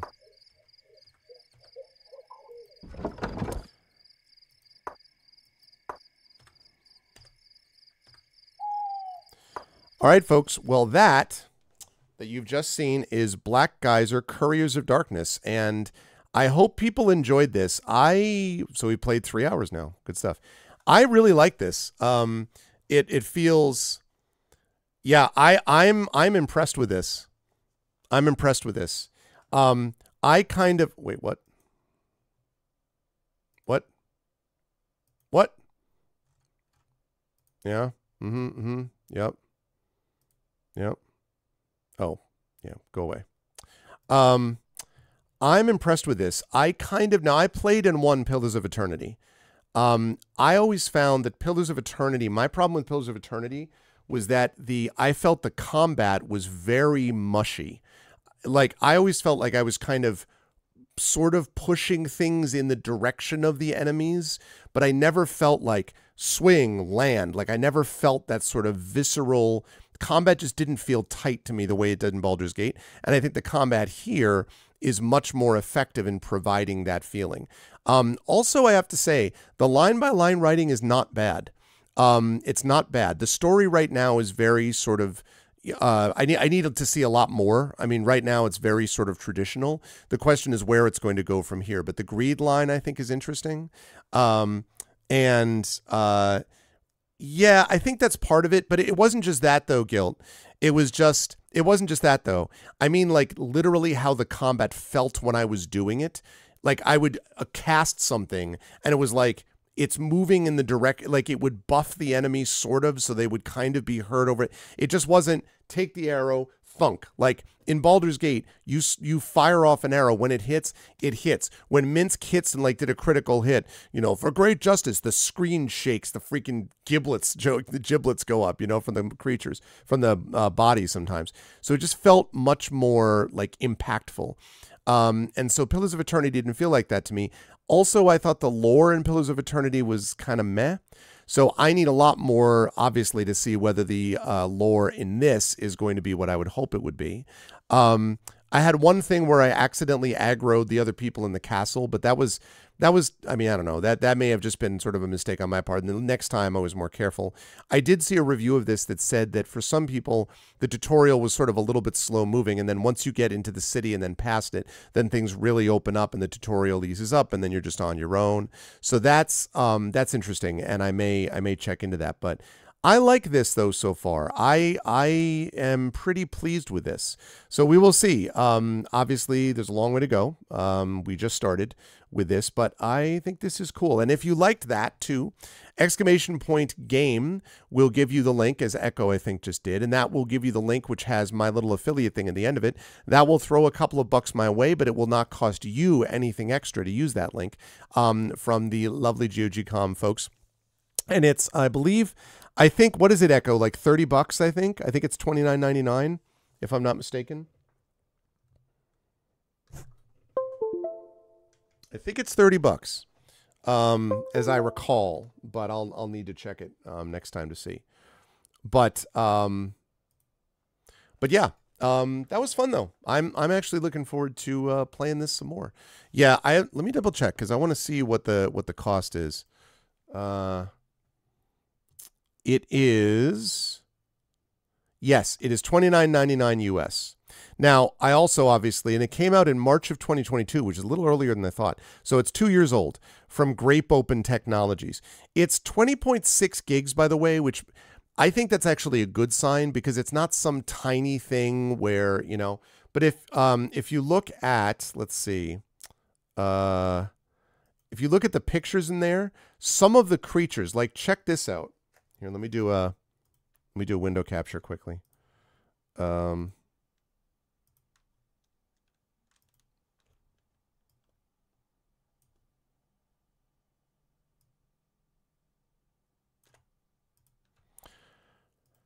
So take a look at that.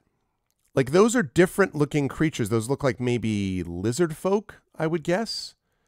They look like lizard folk, and then that looks like some kind of a minotaur, a chimera, not a chimera, but something there, right? So there's that. That's the thing that we just found. That's the trailer, which I'm not going to play right now. But Minaret.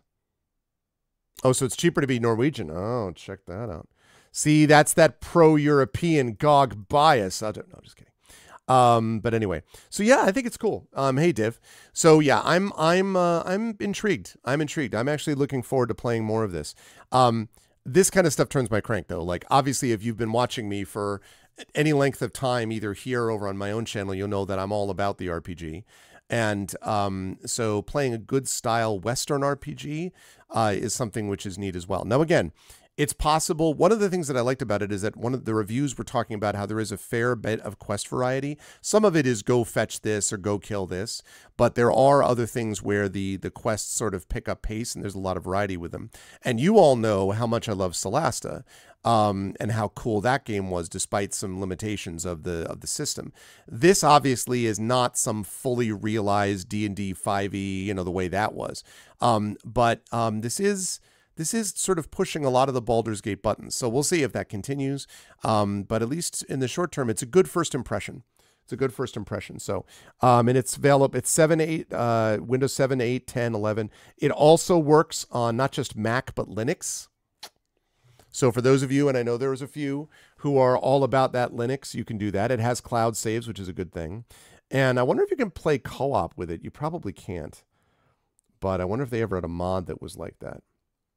But yeah, very cool. Again, and you can see that like the animations, like some of the character models are not like particularly detailed. The fact that you get a very much on and off voice acting, like they'll voice 2 lines and they won't voice a line or two, like Effect Life was talking about. That demonstrates that there's a lack of funding, maybe at least initially. But I like stuff like this, and I think more of this kind of game could do quite well in general. So. But I'm going to wrap up for now, so I want to thank everyone for being here. I will be back on my own channel on Thursday when I will be playing some D&D with viewers. Thank you very much. My lovely wife has brought me some food. I will be back with some D&D with viewers on Thursday evening at 9 p.m. Eastern. Also, I will be on my channel Saturday with some Eberron Oracle of War. And Kilgore Trout is going to be coming at you later today with some Deus Ex. He's going to be Xing the Deus, so to speak, with some Deus Ex. So you should definitely check that out. And hopefully I will see you there for, hopefully you'll check out Kilgore tonight, and I'll see you on my own channel, hopefully in a couple of days on Thursday night. And for D&D with viewers, and then I'll be back here for episode 422 of Pen and Pixels.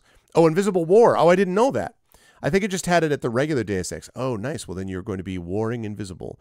I didn't know that. You finished Deus Ex. More Deus Ex. Deus Ex the second. Have you played Human Revolution, Kilgore? I did not play Invisible War, but I did play Human Revolution, which I liked. I really enjoyed that game. The only problem with Human Revolution is the last boss. Last boss sucks. Everything else about that game I really enjoyed. So, and you played Mankind Divided? Oh, very cool. Yeah, see, I've only played the first one, and then I played Human Revolution. Everything good about that game, but that last boss is ugh, but everything else about that game's good. Anyway, so that's very cool. So you should check that out with Kilgore later on tonight. And I'll be back next week for 422 of Pen and Pixels with the GOG crew playing Talisman Adventures as we move towards the end stages of that campaign. So that's going to be pretty cool. If you like what you saw and heard, I hope you'll follow us here on the channel. I hope you will subscribe to us here on GOGCOM's Twitch channel, which supports all the streamers, plus gives you those custom sub badges and emotes to use here, there, and everywhere across Twitch. And I hope you will consider clicking through to check out our own individual channels, because we have our own subsystems and Patreons and all that good stuff as well. But that's going to do it for me. Thanks everyone for being here. Much love to all of you. I really enjoyed this. I'm looking forward to some more Black Geyser down the line, and some Talisman Adventures next week, and some D&D with viewers on my own channel in a couple of days, and Kilgore Trout later on tonight. But that's it for me. Thanks everyone, and I will catch you folks on the flip side. Until then, everyone, please be good to each other, and have a good night.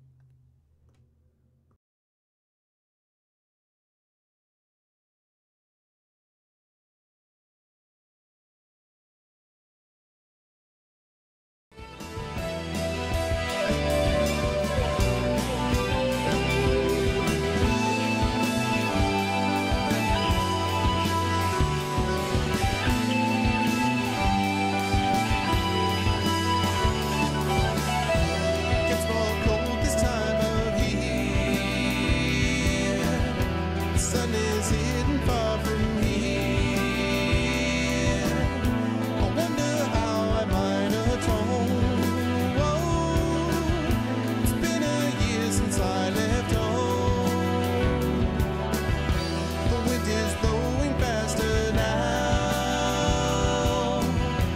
searching though I don't know.